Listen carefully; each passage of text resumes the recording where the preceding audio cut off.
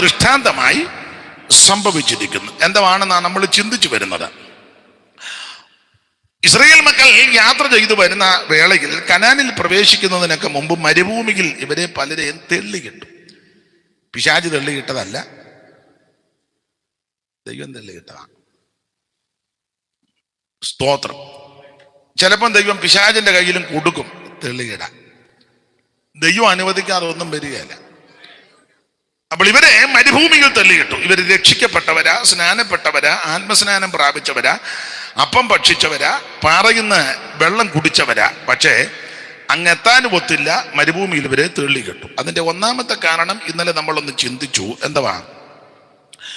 ബാൽപെയോറിനോട് ഇവര് ചേർന്ന് ബിലയാമിന്റെ ഉപദേശത്തോട്, ബിലയാമിന്റെ അഭിപ്രായത്തോട് യോജിച്ചു. 3 പദം ആ പുതിയ നിയമത്തിൽ: ബിലയാമിന്റെ വഞ്ചന, ബിലയാമിന്റെ ഉപദേശം, ബിലയാമിന്റെ വഴി. അപ്പോൾ ബിലയാമിന്റെ വഴി ഒറ്റ വാക്കിലേക്ക് മറുപടി പറയാം: ഏത് വിധത്തിലും കാശുണ്ടാക്കുക. അതാണ് ബിലയാമിന്റെ വഴി. അല്ല, ആരെ കൊലയ്ക്ക് കൊടുത്തേച്ചാന്നേലും കാശുണ്ടാകും. ഇതാണ് ബിലയാമിന്റെ വഴി. ആ ബിലയാമിന്റെ ഉപദേശത്തോട് ഇവർ ചേർന്നു.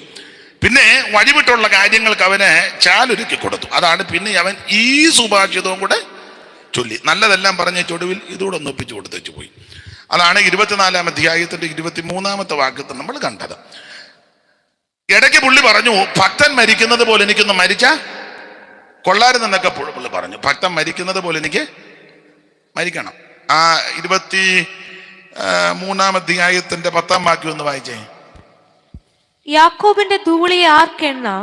ഇസ്രായേലിന്റെ കലാംശത്തെ ആർക്ക് ഗണിക്കാം? ഭക്തന്മാർ മരിക്കും പോലെ ഞാൻ മരിക്കട്ടെ. ഭക്തന്മാർ മരിക്കുന്നത് പോലെ ഞാൻ മരിക്കട്ടെ. നല്ല ആഗ്രഹമാ. പക്ഷേ നാടൻ ഭാഷ പറഞ്ഞാൽ ചത്തത് അങ്ങനൊന്നും അല്ല. എങ്ങനെയാ മരിച്ചേ? കേറി മിദ്യാന്യത്തിൽ മറ്റ് ഭൗതിക നന്മകളൊന്നും ലഭിച്ചില്ലെങ്കിലും, ലഭിക്കുന്നതിനെതിരല്ല, എല്ലാവർക്കും ലഭിക്കട്ടെ.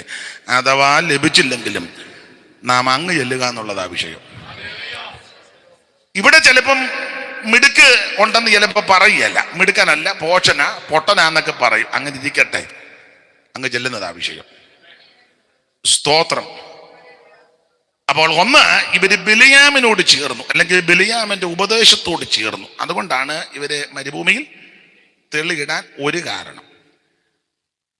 രക്ഷിക്കപ്പെട്ട് സ്നാനപ്പെട്ട് ആത്മസ്നാനം പ്രാപിച്ച് തിരുമേശിയെടുത്തൊരു ദൈവ പൈതൽ ഈ വിധ അനുഭവങ്ങളിൽ പെടാത്തൊരു വ്യക്തിയുമായി ബന്ധത കൂടാൻ പ്രമാണമില്ല. ഇന്നലെ ഞാൻ സൂചന തന്നല്ലോ, നിങ്ങൾക്കും അറിയാം. അങ്ങനെ കൂടിയതിന്റെ കുഴപ്പം യഹോശാഫാത്ത് ആഗാവുമായിട്ട് സംബന്ധം കൂടി. ആ 18-ാം അധ്യായത്തിന്റെ 1-2 വായിച്ചേ. ദിനവൃത്താന്തങ്ങളുടെ 2-ാം പുസ്തകം 18-ാം അധ്യായത്തിന്റെ 1-2 തിരുവെടുത്തുകൾ. യഹോശാഫാത്തിന് ധനവും മാനവും വളരെ ഉണ്ടായി. അപ്പൊ ധനവും ഉണ്ട്, മാനവും ഉണ്ട്. ഇതിന് രണ്ടിനും ആണല്ലോ ആൾക്കാർ ഓടിക്കൊണ്ടിരിക്കുന്നതും കടിപിടി കൂട്ടുന്നതും. അതാണല്ലോ നമ്മൾ ഈ ദിവസങ്ങളിൽ കണ്ടുവരുന്നതും. എന്തൊക്കെയാ? ധനവും, അങ്ങാടി വന്ദനം, പള്ളി മുഖ്യാസന, ആൾക്കാരെല്ലാം റബ്ബി എന്നൊക്കെ വിളിക്കുന്നത് വലിയ ഇഷ്ടമാണ്. സ്തോത്രം. നോട്ടീസിൽ പേര് പോലും ചെറുതായിട്ട് വെച്ച് ആ നോട്ടീസ് എല്ലാം കത്തിച്ച് കളഞ്ഞേച്ച് വേറെ നോട്ടീസ് അടിച്ച ചരിത്രം നമുക്കറിയാം. പേര് ചെറുതായിപ്പോയി. ഇപ്പം പ്രസിലുള്ളവർക്ക് അറിയാവോ റവറൻ്റ് ഏതാ, ഡോക്ടർ ഏതാ, ലോക്കൽ ഏതാന്ന് അവരിൽ നോക്കി വല്ല ഉപദേശിമാരായിട്ടിരിക്കുന്നു അവർ വെച്ച്. അപ്പം മെയിൻ ആണ്ട് പേര് വലുതാക്കിയില്ല, മുഴുവൻ കത്തിക്കടാന്ന് പറഞ്ഞു. കത്തിച്ച് വെച്ച് പുതിയതടിക്കാൻ നിങ്ങൾ രണ്ടും ഏതാണ്ട് പറഞ്ഞു.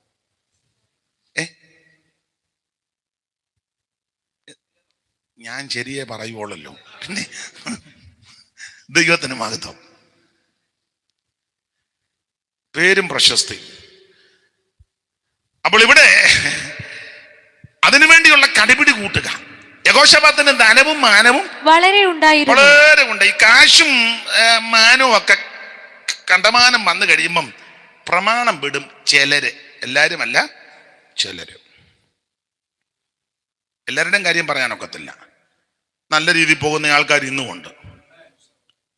എന്നാൽ മിക്ക ആൾക്കാരും ധനവും മാനവും വരുമ്പോ പ്രമാണം വിടുക.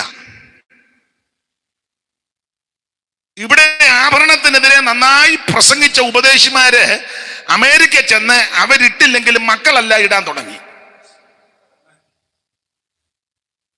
കുറ്റമായിട്ട് ചിന്തിക്കരുത്. മരുന്നെടുക്കാത്തവർക്ക് കർത്തൃമേശ കൊടുക്കാത്ത ഉപദേശി ഒടുവിൽ മരുന്ന് ഫ്രിഡ്ജിൽ വെച്ചാണ് ഇഞ്ചക്ഷൻ ചെയ്തത്. മരുന്ന് എടുക്കുകയോ എടുക്കാതിരിക്കുകയോ രണ്ടാമത്തെ വിഷയം. ഞാനിതിന്റെ ഒരു വശമായി പറയാൻ,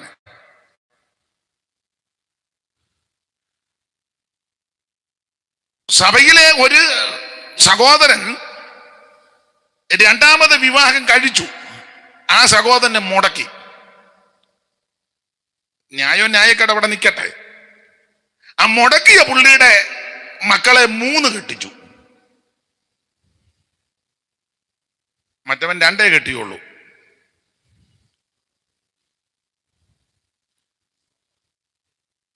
നിങ്ങൾ സ്തംഭിച്ചിരുന്നതാണോ അതോ കേരളത്തിലാണെങ്കിലും അമേരിക്കയിലാണെങ്കിലും ലണ്ടനിലാണെങ്കിലും കാനഡയിലാണെങ്കിലും ബൈബിൾ ഇത് തന്നെ.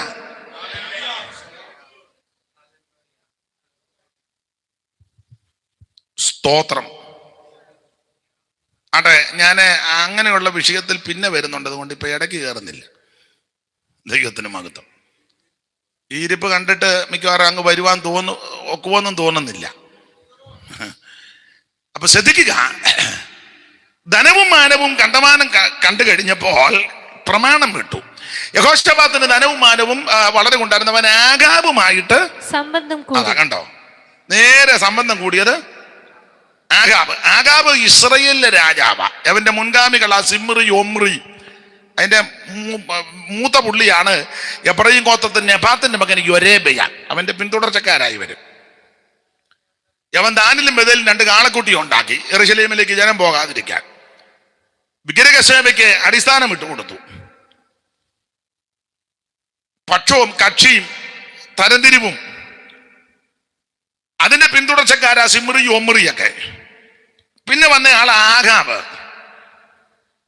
യവന്റെ ഭാര്യ സീദോന്യ രാജാവാക്കുന്ന ഇഖ്ബാലിന്റെ പുത്രി ഈസബേല്. അവിടെ കസ്റ്റഡിയിൽ ഒരു 10-400 പ്രവാചകന്മാരുണ്ട്. അത് സ്പെഷ്യൽ കേസാ. ഇവിടെ ഓൾറെഡി ഒരു 450 എണ്ണം ഉണ്ട്. അങ്ങനെ 450, 400, 850.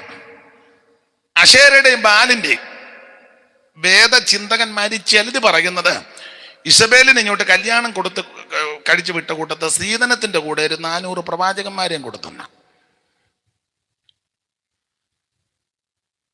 അപ്പൊ അവിടുന്ന് വന്ന ഒരു 400-ഉം ഇവിടുത്തെ ഒരു 450. പണ്ടൊക്കെ നമ്മുടെ കൺവെൻഷൻ നോട്ടീസുകളിൽ ഒരു പ്രയോഗമുണ്ട്, സ്വദേശീയരും വിദേശീയരുമായ ദൈവദാസന്മാർ. അത് ഇതിന്റെ വാങ്ങല. അവിടുത്തെ ഒരു 400-ഉം ഇവിടുത്തെ ഒരു ആട്ടെ. ഈ സ്ത്രീയെ പറ്റി വായിക്കുന്നത് ഇവളെ ശുദ്രം ചെയ്യുന്നവളാ. മനസ്സിലാകുന്ന ഭാഷ പറഞ്ഞ കൂടോത്രക്കാരിയാ. അതുകൊണ്ടല്ലയോ യേഹുവിനെ അഭിഷേകം ചെയ്ത് അഭിഷേകത്തിന്റെ ശക്തിയിൽ യേഹു ഇങ്ങോട്ട് വരുക. ഇസ്രായേലിലെ അരമന ലക്ഷ്യമാക്കി യേഹു വരികയാണ്. ഏലിയാവിനെ ദൈവം വിളിച്ചത് ആഹാബിന്റെ കുടുംബം തകർക്കാൻ വിളിച്ചത്. അത്ര അഭിഷേകമാ. പക്ഷെ പുള്ളി ഇടയ്ക്ക് തള്ള പറഞ്ഞു ഓർത്ത് പേടിച്ചു, ആകെ പരുവക്കേടായി. പിന്നെ ദൈവം തട്ടി ബലപ്പെടുത്തി ചാകാൻ കിടന്ന് പുള്ളിയോട് പറഞ്ഞു, ഇപ്പൊ ചാകത്തില്ല, ഇവിടെ നിന്ന് കിടത്തി കൊല്ലുകയല്ല, എഴുന്നേക്കാൻ പറഞ്ഞു.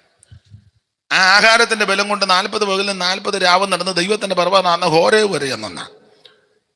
അത് കഴിഞ്ഞ് പറഞ്ഞു, ഇപ്പൊ ചാകത്തില്ല, അങ്ങനെ ഇങ്ങനൊന്നും അല്ല കൊല്ലുന്നത്, എടുത്തോന്നും പറഞ്ഞ് നീ ചൂരച്ചേട്ട് കിടക്കുക, ഇങ്ങനൊന്നും അല്ല എടുക്കുന്നത്, വേറെ മോഡലിലാണ് നിന്നെ എടുക്കുന്നത്. നമ്മുടെ വിചാരമല്ലല്ലോ ദൈവത്തിന്റെ വിചാരം.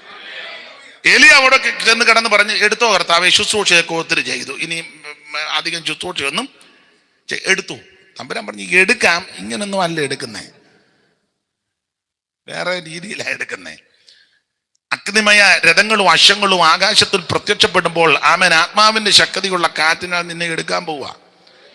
അതൊന്നും പറഞ്ഞില്ല. എന്നിട്ട് പറഞ്ഞു, നീ ചെന്ന് നിമിഷിയുടെ മകൻ യേഹുവിനെ അഭിഷേകം ചെയ്യണം. ആണ്ട് 12 കാളെ പൂട്ടുന്ന എലീശയുണ്ട്, അവനെ അഭിഷേകം ചെയ്യണം. ഒരു ശുശ്രൂഷ നിനക്ക് ഇനിയും വെച്ചിട്ടുണ്ട്. നിന്നെ കൊല്ലാനും നീ ചാകാനും ഒക്കെ ഇപ്പൊ ചിന്തിക്കുക. അങ്ങനൊന്നും നിന്നെ കൊല്ലത്തുമില്ല, നീ ഇപ്പൊ ചാകുകയില്ല. നമ്മളെ കൊല്ലാൻ നോക്കുന്ന ആൾക്കാരുണ്ട്. ഇതെല്ലാം കേൾക്കുമ്പോൾ നമ്മൾ ചാകാൻ ചിന്തിക്കുന്ന സമയവും ഉണ്ട്. അങ്ങനെ മനുഷ്യന്റെ രീതി അതാ. നമ്മളെ എങ്ങനെയും നിന്നെ വക വരുത്താൻ നോക്കുന്നവര് ഉണ്ട്. ഈ ഭൂമിയുടെ മേളിൽ നിന്നെ ഇനി വെച്ച് വാഴിക്കത്തില്ല. ഒരുത്തൻ എന്നെ പറ്റി പറഞ്ഞു, ഇനി ഒരു ഒറ്റ സ്റ്റേജേ കയറ്റുകയല്ലെന്ന്. ഇത് സ്റ്റേജ് അല്ലേ?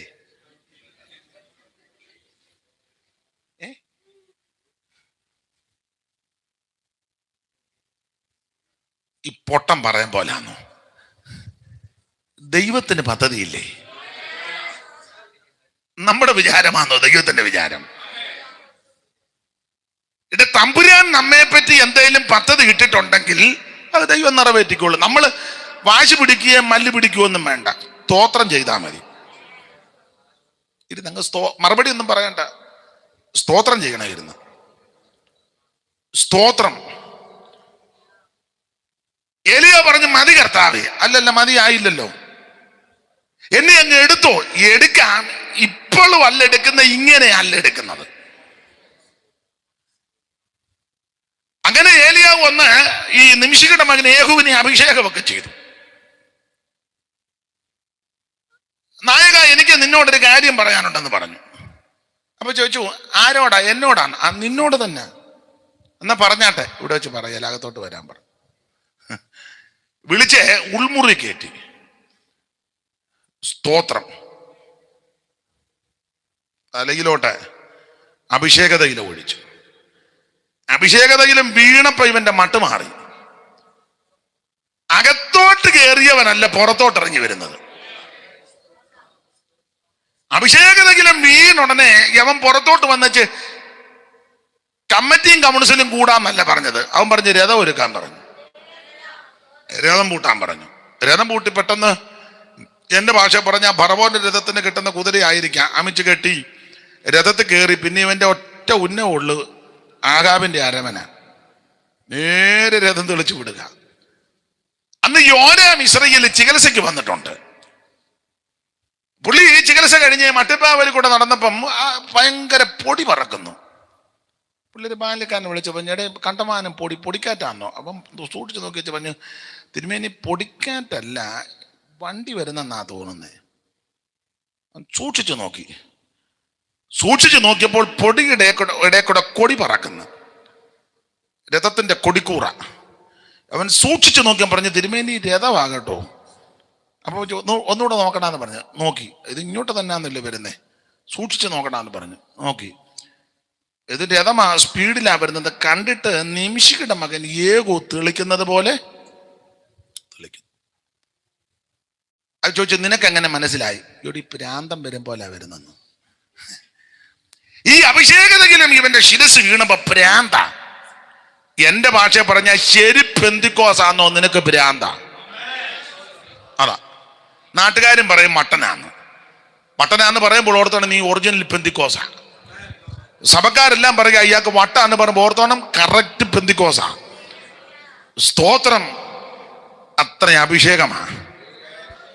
ഇവൻ അടുത്ത് വന്നോണ്ടേ യേഹൂ ഒരുത്തനെ അങ്ങോട്ട് വിട്ട്, അവനെ ചെന്ന് കാര്യം എന്നാന്ന് ചോദിക്കാൻ.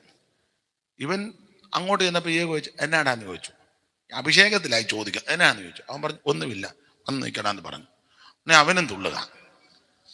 പുള്ളി പറഞ്ഞു, നമ്മൾ വിട്ട ആളിൻ്റെ ഒരു വിവരം ഇല്ലല്ലോ, നീ പോയി നോക്കാൻ പറഞ്ഞു.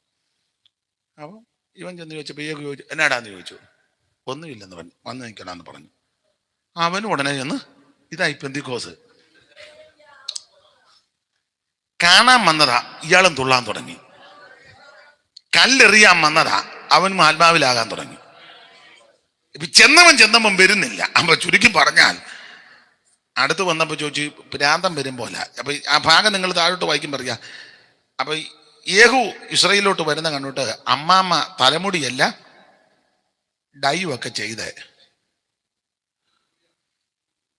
പിരിയമെല്ലാം, പിരിയം എഴുതി കാണുകയില്ല, വടുക്കിയായി. ഇപ്പം പിരിയമെല്ലാം മടിച്ച് വാലിട്ട് കണ്ണുമൊക്കെ എഴുതി ഉണ്ടല്ലോ. പുള്ളിക്കാരി ഇങ്ങനെ നോക്കി. അപ്പം യേഹൂവിനോട് ചോദിച്ചു, യോരാം സമാധാനമാണോ എന്ന് ചോദിച്ചു. തിരിച്ചുള്ള മറുപടി, എനിക്കോ? നിന്റെ അമ്മ ഇസബേലിന്റെ ക്ഷുദ്രം ആഭിചാരം ഇതുപോലെ കൊടികുത്തി വാഴുമ്പോ എനിക്ക് സമാധാനം വല്ലതും ഉണ്ടോ എന്ന് ചോദിച്ചു. അപ്പൊ ചുരുക്കി പറഞ്ഞാൽ ക്ഷുദ്രവും ആഭിചാരവും ചെയ്യുന്ന സ്ത്രീയാണ് ഇസബേല്. ആഹാബ് ഇസബേലിന്റെ ഭർത്താവാണെങ്കിലും പുള്ളിക്ക് അങ്ങനെ വലിയ അധികാരമുണ്ടെന്നുള്ള അമ്മാമ്മ ആ കാര്യമെല്ലാം നടത്തുന്നത്. ചുരുക്കി പറഞ്ഞാൽ ഈ കുടുംബവുമായിട്ടാ യഹോശാഫാത്ത് പോയി സംബന്ധം കൂടിയത്. അങ്ങനുണ്ട് ക്ഷുദ്രം ചെയ്യുന്ന, ആഭിചാരം ചെയ്യുന്ന, അഭിഷിക്തന്മാരെ തകർക്കുന്ന, അഭിഷിക്തന്മാരെ നശിപ്പിക്കുന്ന, ആ മുന്തിരിത്തോട്ടം ചീരത്തോട്ടമാക്കാൻ പദ്ധതി കിട്ട പാവം പിടിച്ചവനെ പിടിച്ച് സ്റ്റേജും കൊടുത്ത് അയാൾക്കെതിരെ തന്ത്രം ഉണ്ടാക്കി നീചന്മാരെ കൊണ്ടുവന്ന് അവൻ അപവാദവും പറയിപ്പിച്ച് അവനെ മുടിച്ചു കളയാൻ പദ്ധതി കിട്ട കുടുംബമായിട്ടാ ബന്ധം. സ്തോത്രം, സ്തോത്രം.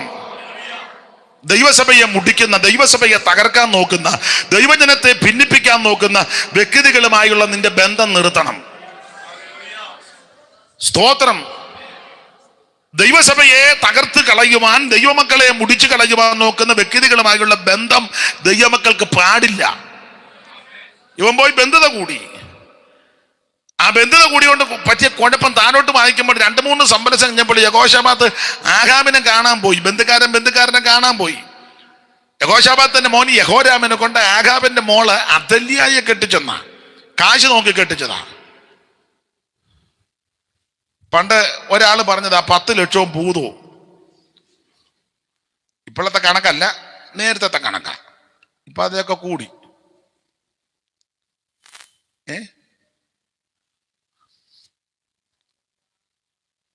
അവരൊരു വണ്ടിയും കൊടുത്തു ഇവന് യാത്ര ചെയ്യാൻ. ആ വണ്ടിയിൽ ഇവൻ യാത്ര ചെയ്യുക. അവള് പറയും പോലെ വേണം വണ്ടി ഓടിക്കാൻ. നിർത്താൻ പറയുമ്പോൾ അന്നേരം നിർത്തിക്കോണം. പോകാൻ പറഞ്ഞ അന്നേരം, കാരണം കാശും ഒക്കെ അവിടെ നിന്ന് കിട്ടിയതാ. അങ്ങനെയുള്ള ധാരാളം ആൾക്കാരുണ്ട്. ദൈവം അവരെ സഹായിക്കട്ടെ. എന്തിനേറെ ഈ ബന്ധുത ദൈവഹിതമല്ലായിരുന്നു. കാശും പുത്തനും നോക്കി ബന്ധുത കൂടി. അതുകൊണ്ട് എന്തോ സംഭവിച്ചു, ഇന്നലെ സൂചിപ്പിച്ചല്ലോ, ഇവര് ബിസിനസ് നടത്തി കപ്പലുണ്ടാക്കി. ആ കപ്പൽ ദൈവം ഉടച്ചു കളഞ്ഞു. 2-3 ചില വർഷങ്ങൾ കഴിഞ്ഞപ്പോൾ യഹോരാമിന്റെ കുടലിൽ, ചരിത്രം അങ്ങനെ പറയുന്നത്, കുടലിൽ ക്യാൻസർ വന്ന് ഉദരം പൊട്ടി കുടല് വെളിയിൽ ചാടി മരിച്ചു. അപ്പൻ്റെ ഒരു ബന്ധത കൂടിയതാ, മോന്റെ ആപ്പീസ് കൂട്ടി. അതുകൊണ്ട് എന്നെ കേൾക്കുന്ന പെന്തിക്കോസുകാരോട് പറയാം, രക്ഷിക്കപ്പെട്ട് സ്നാനപ്പെട്ട് ആത്മസ്നാനം പ്രാപിച്ച് വേർപാട് പാലിച്ച് തിരുമേശ് എടുക്കുന്ന നീ ഈ വിധ അനുഭവങ്ങളിൽ പെടാത്തൊരു ബന്ധതയ്ക്ക് പോകരുത്. കാശ് അല്പം കുറഞ്ഞോട്ടെ, കുടുംബശ്രേഷ്ഠത അങ്ങ് കുറയട്ടെ. ചിലപ്പം അരിസ്റ്റോക്രാറ്റ് ഫാമിലി ഒന്നും ആയിരിക്കുകയല്ല, ആയിക്കോട്ടെ. അരിസ്റ്റോക്രാറ്റ് ഫാമിലി മിക്കതും ഡൈവോഴ്സിന്റെ വക്കത്ത്. കാരണം അവരും അരിസ്റ്റോക്രാറ്റായി വരും. ഒരു നാടിക്കകത്ത്. മനസ്സിലാകുന്നുണ്ടോ? സ്തോത്രം. പാസയുടെ മോൻ പാസയുടെ മോളെ കെട്ടി. 2 കൂട്ടരും ഒതുങ്ങുന്നില്ല. കാരണം പുള്ളിക്കും ഭാഗ്യം അറിയാം, ഇവിടുത്തെ പുള്ളിക്കും. 2 കൂട്ടരും വചനം വെച്ച അവസാനം വക്കീൽ കിടന്ന് കുഴയുക.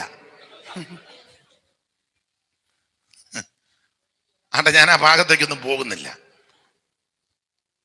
ഞാൻ മാതാപിതാക്കളോടൊരു കാര്യം പറയാം, മാന്യ യുവാക്കളോടൊരു കാര്യം പറയാം.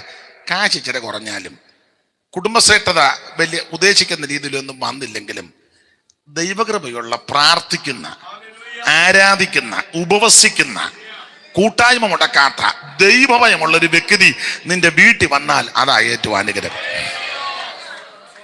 സ്തോത്രം. പിന്നെ നമ്മള് പെന്തിക്കോസുകാരൊക്കെ, ഞാൻ ചില കാര്യങ്ങൾ അറിയാവുന്നതുകൊണ്ട് എല്ലാവരും അങ്ങനെയാണെന്ന് ഞാൻ പറയത്തില്ല. ചിലർ കല്യാണം ആലോചിക്കുമ്പോൾ പറയും, പാസ്റ്ററെ, നമ്മളൊക്കെ ദൈവദാസന്മാരും ദൈവമക്കളും ഒക്കെ പരിചയമുള്ളവരുണ്ട്, പറയും മോന് ഒരു പെൺകുട്ടിയെ വേണം, അല്ലെ മോക്കൊരു ചെറുക്കനെ വേണം. അപ്പം നമ്മൾ സാധാരണഗതി ചോദിക്കും, എന്തുവാ നിങ്ങളുടെ നോട്ടം? പക്ഷെ ഞങ്ങൾക്ക് ഒന്നും വിഷയമല്ല, ദൈവകൃപയുള്ളൊരു പെങ്കൊച്ചിനെ. പിന്നെ നമ്മൾ ചോദിക്കും, എന്നാലും ഇതൊന്നും ഞങ്ങൾക്ക് വിഷയമല്ല. ദൈവകൃപയുള്ളൊരു ചുമ്മാ പറയുന്നതാണ്, ശുദ്ധ തട്ടിപ്പാ. അതൊന്നും കേട്ട് ഇളകരുത്. എന്നാ നമ്മളൊന്ന് ആലോചിക്കുക, അമ്മാമ്മേ അല്ലെ അച്ചായ, നല്ല ദൈവകൃപയുള്ളൊരു പെങ്കുച്ച് ഞങ്ങളുടെ സഭയിലുണ്ട്. പാടുകയും പ്രാർത്ഥിക്കുകയും വിനയവും എളിമയും താഴ്മയും വിധേയത്വവും വിവേകവും, നല്ല കൊച്ചാണ്. കാണാൻ അങ്ങനെ വലിയ പിള്ളേരുടെ ഭാഷ പറഞ്ഞാൽ ഗ്ലാമർ ഒന്നുമില്ലെങ്കിലും തരക്കേടില്ല. സാമ്പത്തികമായിട്ട് അങ്ങനെ വലിയ ഭദ്രതയൊന്നും ഇല്ല. ഇങ്ങനെ നിത്യവൃത്തി മാന്യമായ വിദ്യാഭ്യാസമുണ്ട്. പക്ഷെ ആരാധനയ്ക്ക് നേരത്തെ വരികയും പാടുകയും പ്രാർത്ഥിക്കുകയും വാക്യം വായിക്കുകയും പാട്ട് പാടുകയും സഭയിൽ ഉപവാസം വെക്കുമ്പോൾ കഴിവിന്റെ പരമാവധി ഉപവസിക്കുകയും സഭയുടെ എല്ലാ ആത്മീയ ശുശ്രൂഷകൾക്ക് പങ്കുകാരാ. നല്ല കുട്ടിയാണ്. ഞാൻ ഇപ്പൊ സഭയിലായിട്ട് 10-20 കൊല്ലമായി. അവിടെ ചെറുപ്പത്തിലേ അറിയാം. നല്ല കൊച്ച, നാട്ടിലും വീട്ടിലും സഭയിലും സ്കൂളിലും ഒക്കെ സാക്ഷ്യമുള്ള നല്ല കൊച്ച, നല്ല ദൈവകൃപയ. നമുക്കൊന്ന് ആലോചിക്കാം, അന്നേരം വിധം മാറും.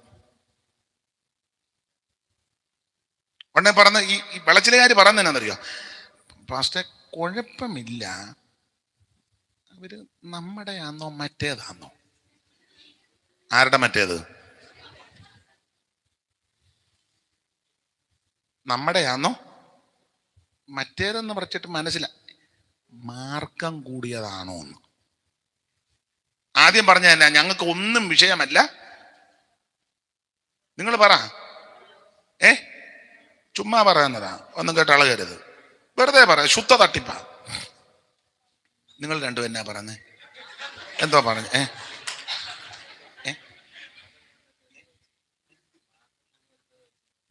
അതറിയത്തില്ലല്ലോ. യോഗം കഴിഞ്ഞ് പറയാം.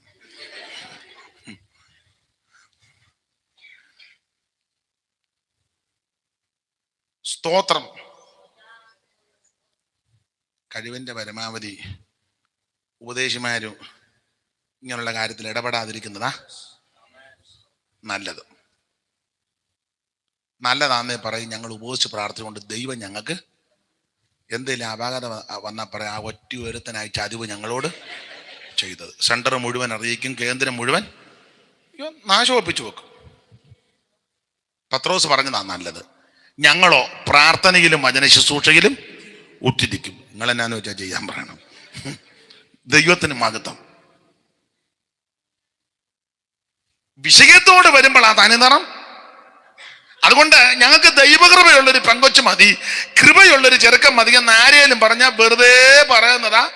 വിഷയത്തോട് അടുക്കുമ്പോൾ ആ തനിനിറം വെളിപ്പെടുന്നത് വെറുതെ പറയുന്നതാ. നമ്മൾ പറയാ നല്ല ദൈവകൃപയുള്ള കൊച്ചാ, കാശൊന്നുമില്ല, കാണാൻ അത്ര പോരാ, എന്നാലും തരക്കേടില്ല, വീടും ഒന്നും അങ്ങനെ വലുതായിട്ട് ഇല്ല, അത്യാവശ്യം. അന്നേരം ചെല്ല് പറയുന്നതന്നെ അറിയോ, പക്ഷെ ഞങ്ങൾക്ക് കുഴപ്പമില്ല, പക്ഷെ ഞങ്ങളുടെ വീട്ടുകാർക്ക് പലർക്കും ഉണ്ടോ.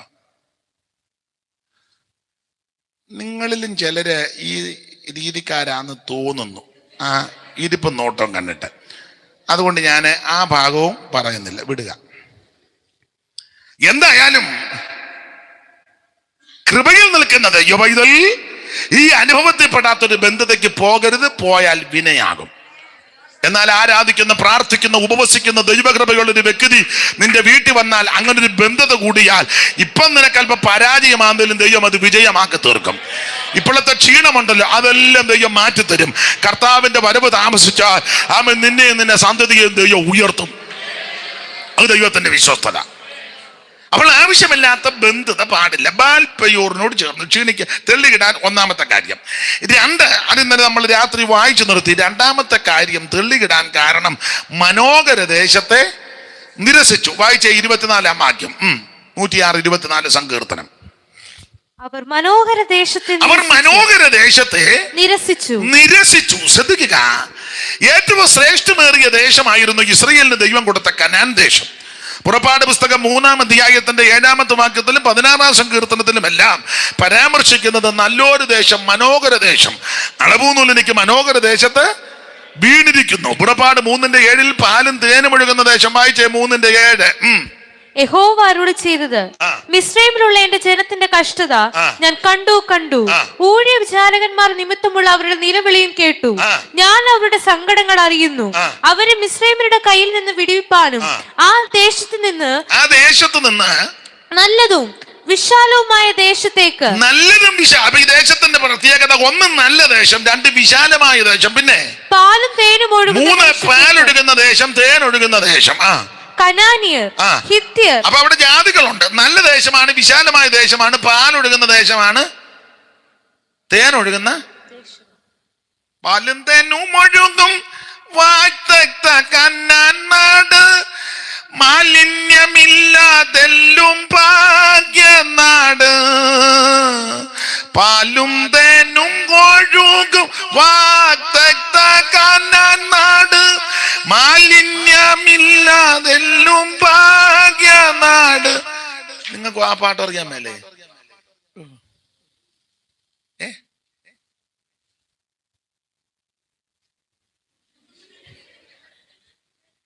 മായലോകം വിട്ട മരു വാസിയാം പരദേശിക്ക് സിയോൻ പുരി എന്നൊരു നാടുണ്ട്. സ്വർഗ സിയോൻ പുരി എന്നൊരു. അവൻ നല്ല ദേശമാണ്, വിശാല ദേശമാണ്, പാലൊഴുകുന്ന ദേശം, തേനൊഴുകുന്ന ദേശം. സങ്കീർത്തനത്തിൽ വായിക്കുന്ന മനോഹര ദേശം. ഇങ്ങനെയുള്ള ദേശത്തേക്ക് ആ ദൈവം ഇവരെ കൊണ്ടുപോകുന്നത്. ദേശത്തിന്റെ വിശേഷതയാണ് ആവർത്തന പുസ്തകം 8-ാം അധ്യായത്തിന്റെ 7 മുതൽ താഴോട്ട്. ഇന്നലെ വായിച്ചതാ, ഒന്നുകൂടെ വായിച്ചു.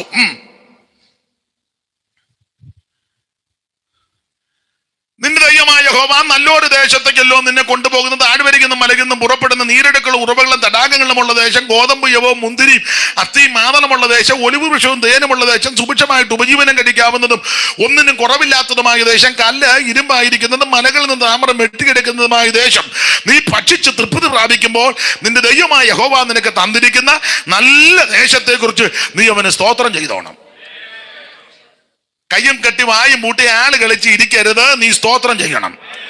എന്തിനാ സ്തോത്രം ചെയ്യുന്നത്? നല്ലൊരു ദേശത്തേക്കാണ് നിന്നെ കൊണ്ടുപോകുന്നത്. പാപത്തിന്റെ അധീനതയിൽ നിന്ന്, പിശാചിന്റെ പിടിയിൽ നിന്ന്, പാതാളത്തിന്റെ ആടുകളായി മൃത്യു നമ്മെ മേകിച്ച് ആ കാമൻ മൃത്യുവിന്റെ കരാള ഹസ്തത്തിൽ നിന്ന് യേശുക്രിസ്തു കാൽവരിയിൽ നമുക്ക് വേണ്ടി ജീവനെ തന്ന് അവിടുത്തെ വലിയ രക്തത്താമ്മ വിലയ്ക്ക് വാങ്ങി വീണ്ടെടുപ്പ് നൽകി അവൻ അച്ചാരവും മുദ്രയും അവകാശമൊക്കെ നൽകി നമ്മളെ തെരഞ്ഞെടുത്ത് കൊണ്ടുപോകുന്ന നല്ലൊരു ദേശത്തേക്കാണ്. അത് ഓർത്തോർത്ത് ദൈവത്തിന് സ്തോത്രം ചെയ്യണം. എന്റെ ഭാഷയെ പറയാ, അത് ബിബ്ലിക്കലല്ല, തിയോളജിക്കലല്ല, എന്റെ ഭാഷ. പെന്തിക്കോസി വന്നതാ ഭാഗ്യം.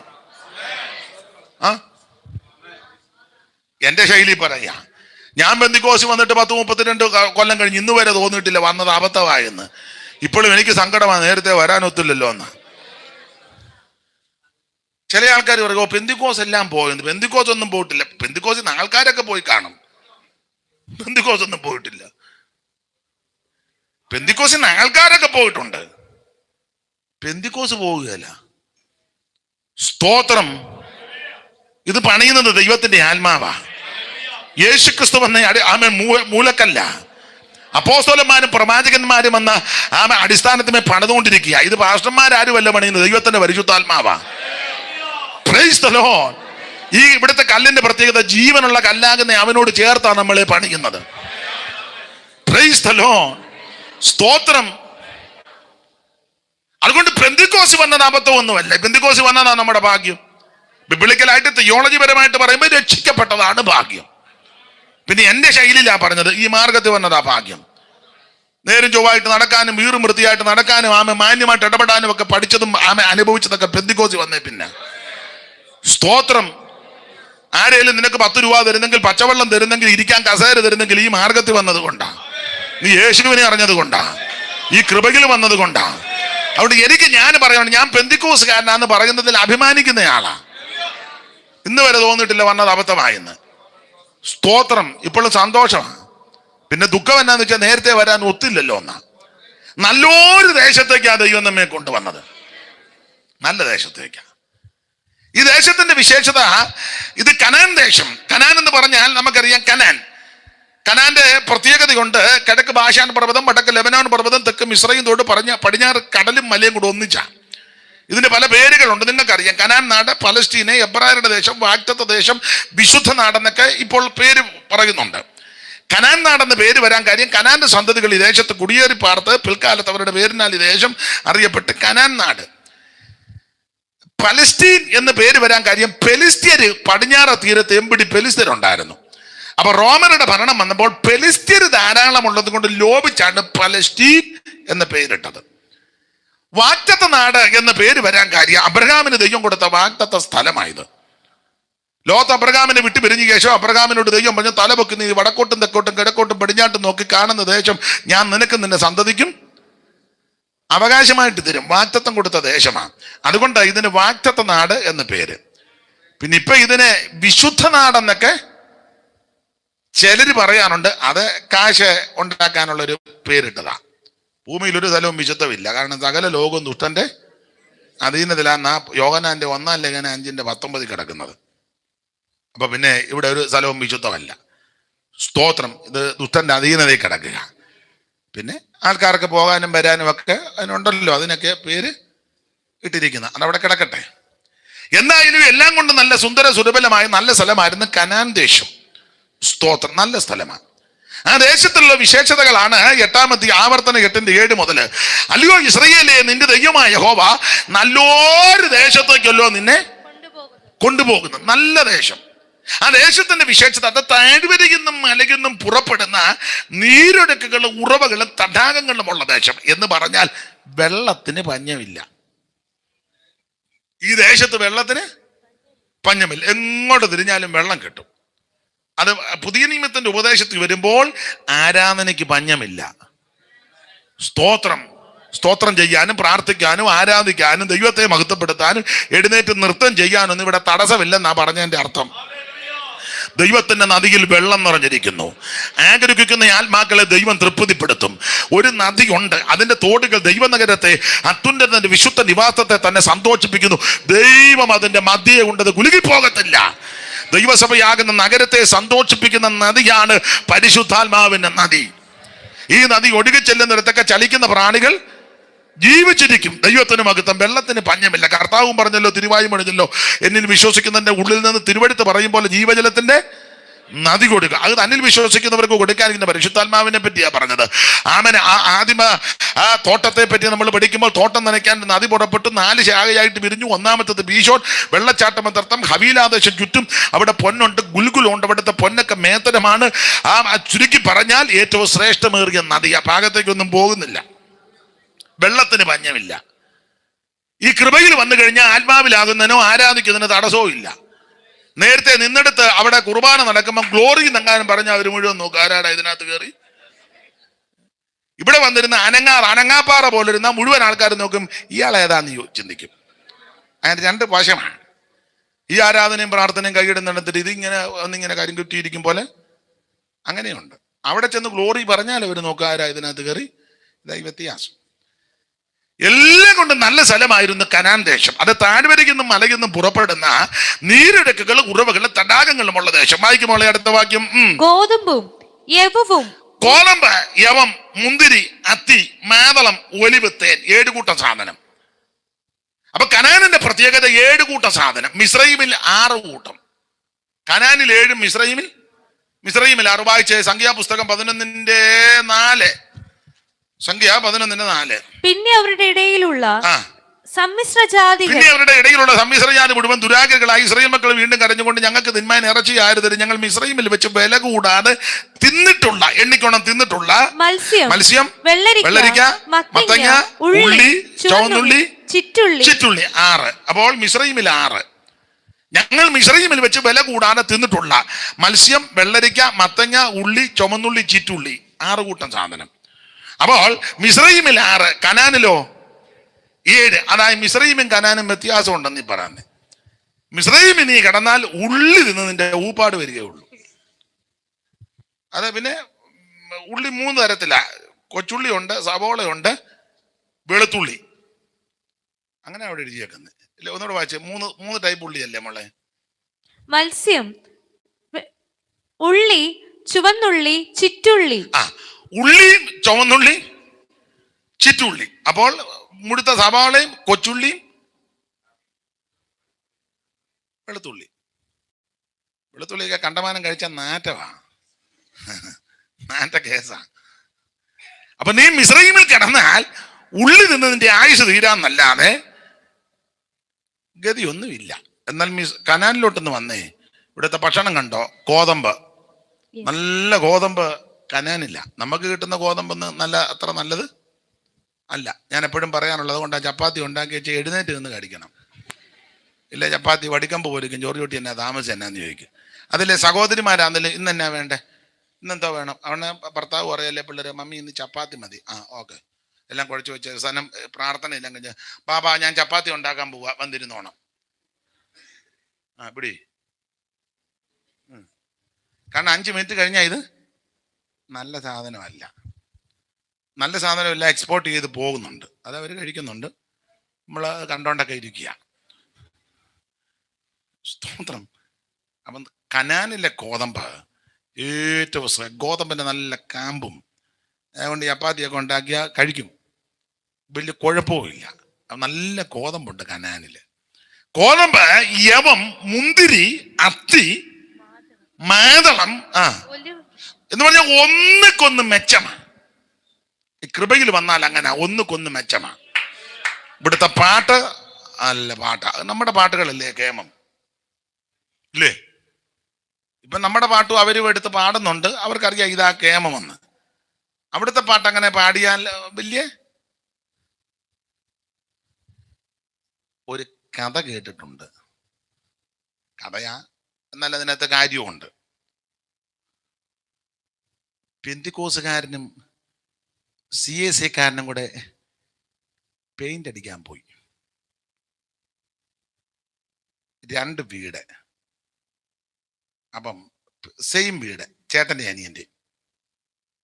2 പേർക്ക് ഉടമ്പടി കിട്ടി. പുള്ളി അപ്പുറത്തെ വീട്, CAC-കാരൻ ഇപ്പുറത്തെ വീട്. 2 പേരും ആത്മീയരാ, 2 പേരും പാട്ട് പാടുന്നവരുവാ. അപ്പൊ 2 കൂട്ടരും പെയിന്റ് അടി തുടങ്ങി, പാട്ട് പാടിയാ കഥയാ, കാര്യമുണ്ട്. അപ്പം 2 പേരും പാട്ട് പാടി. ഈ പെന്തിക്കോസുകാരൻ പെയിന്റ് അടിച്ച വീടിന്റെ പെയിന്റ് അടി പെട്ടെന്ന് തീർന്നെന്ന. പാട്ടിന്റെ സ്പീഡ് അനുസരിച്ച CAC-കാരൻ പാണ്, നല്ല ദേവനെ ഞങ്ങൾ എല്ലാവരെയും, നല്ല ട്യൂണൊക്കെയാ. പെന്തിക്കോസുകാരൻ ഇതിനകത്ത് വന്നാണ് നല്ല ദേവനെ.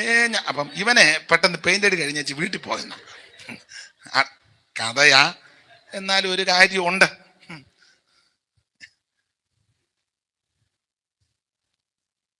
അപ്പൊ ഇതിനകത്ത് വന്ന ഒന്നുക്കൊന്നുക്ക് മെച്ചമാണ്. അത്തി അത് രോഗശാന്തിയെ കാണിക്കുന്നതാ. ഇതിനകത്ത് വന്ന സൗഖ്യം തരുന്ന യേശു ഉണ്ട്. തട്ടിപ്പും വെട്ടിപ്പും ഒന്നുമല്ല ഈ പറഞ്ഞത്. ഇന്നും രോഗശാന്തി ഉണ്ട്. ഇല്ലെന്നൊക്കെ ചിലര് പറയുന്നുണ്ട്. ബഹുമാനപ്പെട്ട ഡോക്ടറെയും കൂടി ഇരുത്തിക്കൊണ്ടില്ലേ പറഞ്ഞേ. വൈദ്യശാസ്ത്രം ചിലപ്പം സ്കാനിങ് മെഷീനിൽ തെളിയുന്നതനുസരിച്ചും പരിശോധനയുടെ വെളിച്ചത്തിലൊക്കെ രോഗം നിർണ്ണയിക്കും. എന്നാൽ അതിലൊക്കെ ഉപരി ഒരുവൻ സ്വർഗത്തിലുണ്ട്. സകല രോഗങ്ങളെ സൗഖ്യമാക്കുന്ന ഒരുവൻ, ഞാൻ നിന്നെ സൗഖ്യമാക്കുന്ന യഹോവ.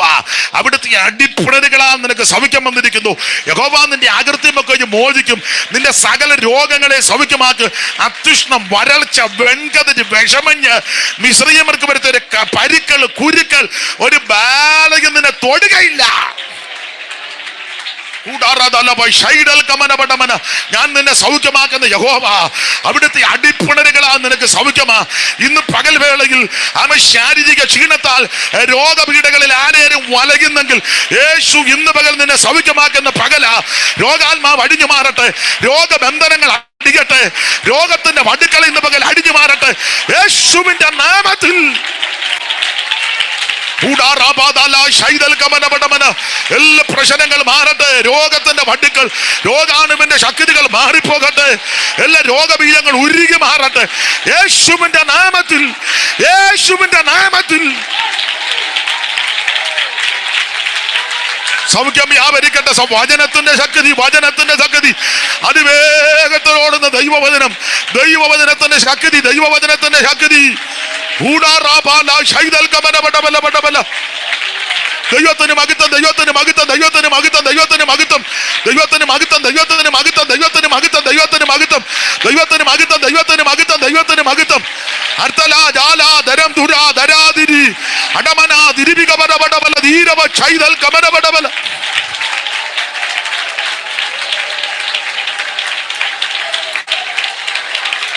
ഓ റിബിക പടപടബല ബദലബ ശൈഡിബിക പടപടബല ബസ് ധീരവക്ഷ സൈതൽ കമരപടബല ദിരിഖമാരബസ്.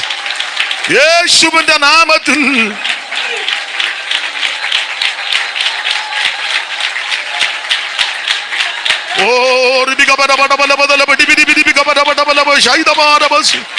ദൈവത്തിന് മഹത്വം, ദൈവത്തിന് മഹത്വം, ദൈവത്തിന് മഹത്വം, ദൈവത്തിന് മഹത്വം, ദൈവത്തിന് മഹത്വം, ദൈവത്തിന് മഹത്വം. Oh Jesus.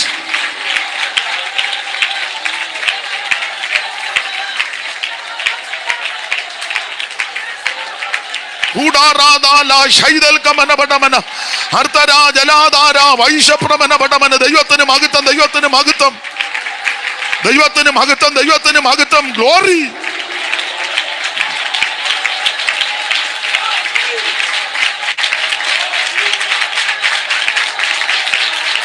യേശുവിന്റെ നാമത്തിൽ, യേശുവിൻ നാമത്തിൽ, യേശുവിന്റെ നാമത്തിൽ ജയം.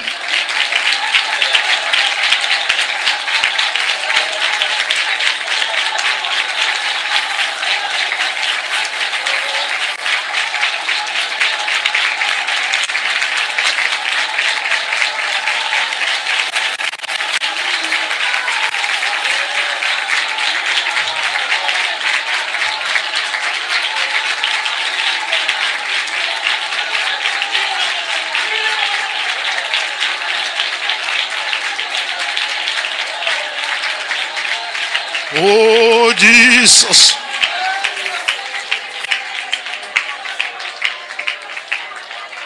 നമ്മളെ ശാരീരികമായി ക്ഷീണിപ്പിക്കുവാനും അത് രോഗിയാക്കുവാൻ, അഡ്മിറ്റ് ആക്കുവാൻ, ആശുപത്രികളിൽ കയറ്റി ഇറക്കി വല്ലാതെ വലയ്ക്കുവാൻ ആഴത്തിൽ പൊരുതുന്ന ശക്തികളുണ്ടെന്ന് ആത്മാവ് ഈ പകൽ മർമ്മമായ ദൂത് പറയുകയാണ്. തളർന്നു പോകരുത്, ക്ഷീണിക്കരുത്. വചനത്തിലും ആത്മാവിലും എൻ്റെ ജനം ബലപ്പെട്ടോണം. പുറപ്പാട് 2:4 വായിക്കുന്നത് പോലെ അവൻ എന്ത് ഭവിക്കുമെന്ന് അറിയേണ്ടതിന് എൻ്റെ പെങ്ങൾ ദൂരത്ത് നിന്നെന്ന് വചനത്തിൽ വായിക്കുന്നത് പോലെ ഈ ദിവസങ്ങളിൽ എൻ്റെ ജനം നിൽക്കുവാൻ ആത്മാവ് മർമ്മമായ ദൂത് പറയുകയാണ്. 1, 2, 3 എന്ന അക്കമിടുന്നത് പോലെ ചില വിഷയത്തിന്മേൽ നീക്കുപോക്കും പരിഹാരവും ഈ ദിവസങ്ങളിൽ കണ്ണാലെ കാണുകയും ചെവിയാലെ കേൾക്കുകയും അനുഭവത്തിന്റെ വെളിച്ചത്തിൽ അവൻ വെളിപ്പെട്ടു വരുമെന്ന് ആത്മാവ് ഈ പകൽ മർമ്മമായ ദൂത് പറയുകയാണ്. വാഗ്ദത്തങ്ങൾ മുറുകെ പിടിച്ച് യെശയ്യാവ് 54:13 മർമ്മമായ ദൂതാണ്. പ്രാർത്ഥിച്ച് ബലപ്പെടുവാൻ ദൈവാത്മാവ് ദൂത് പറയുകയാണ്.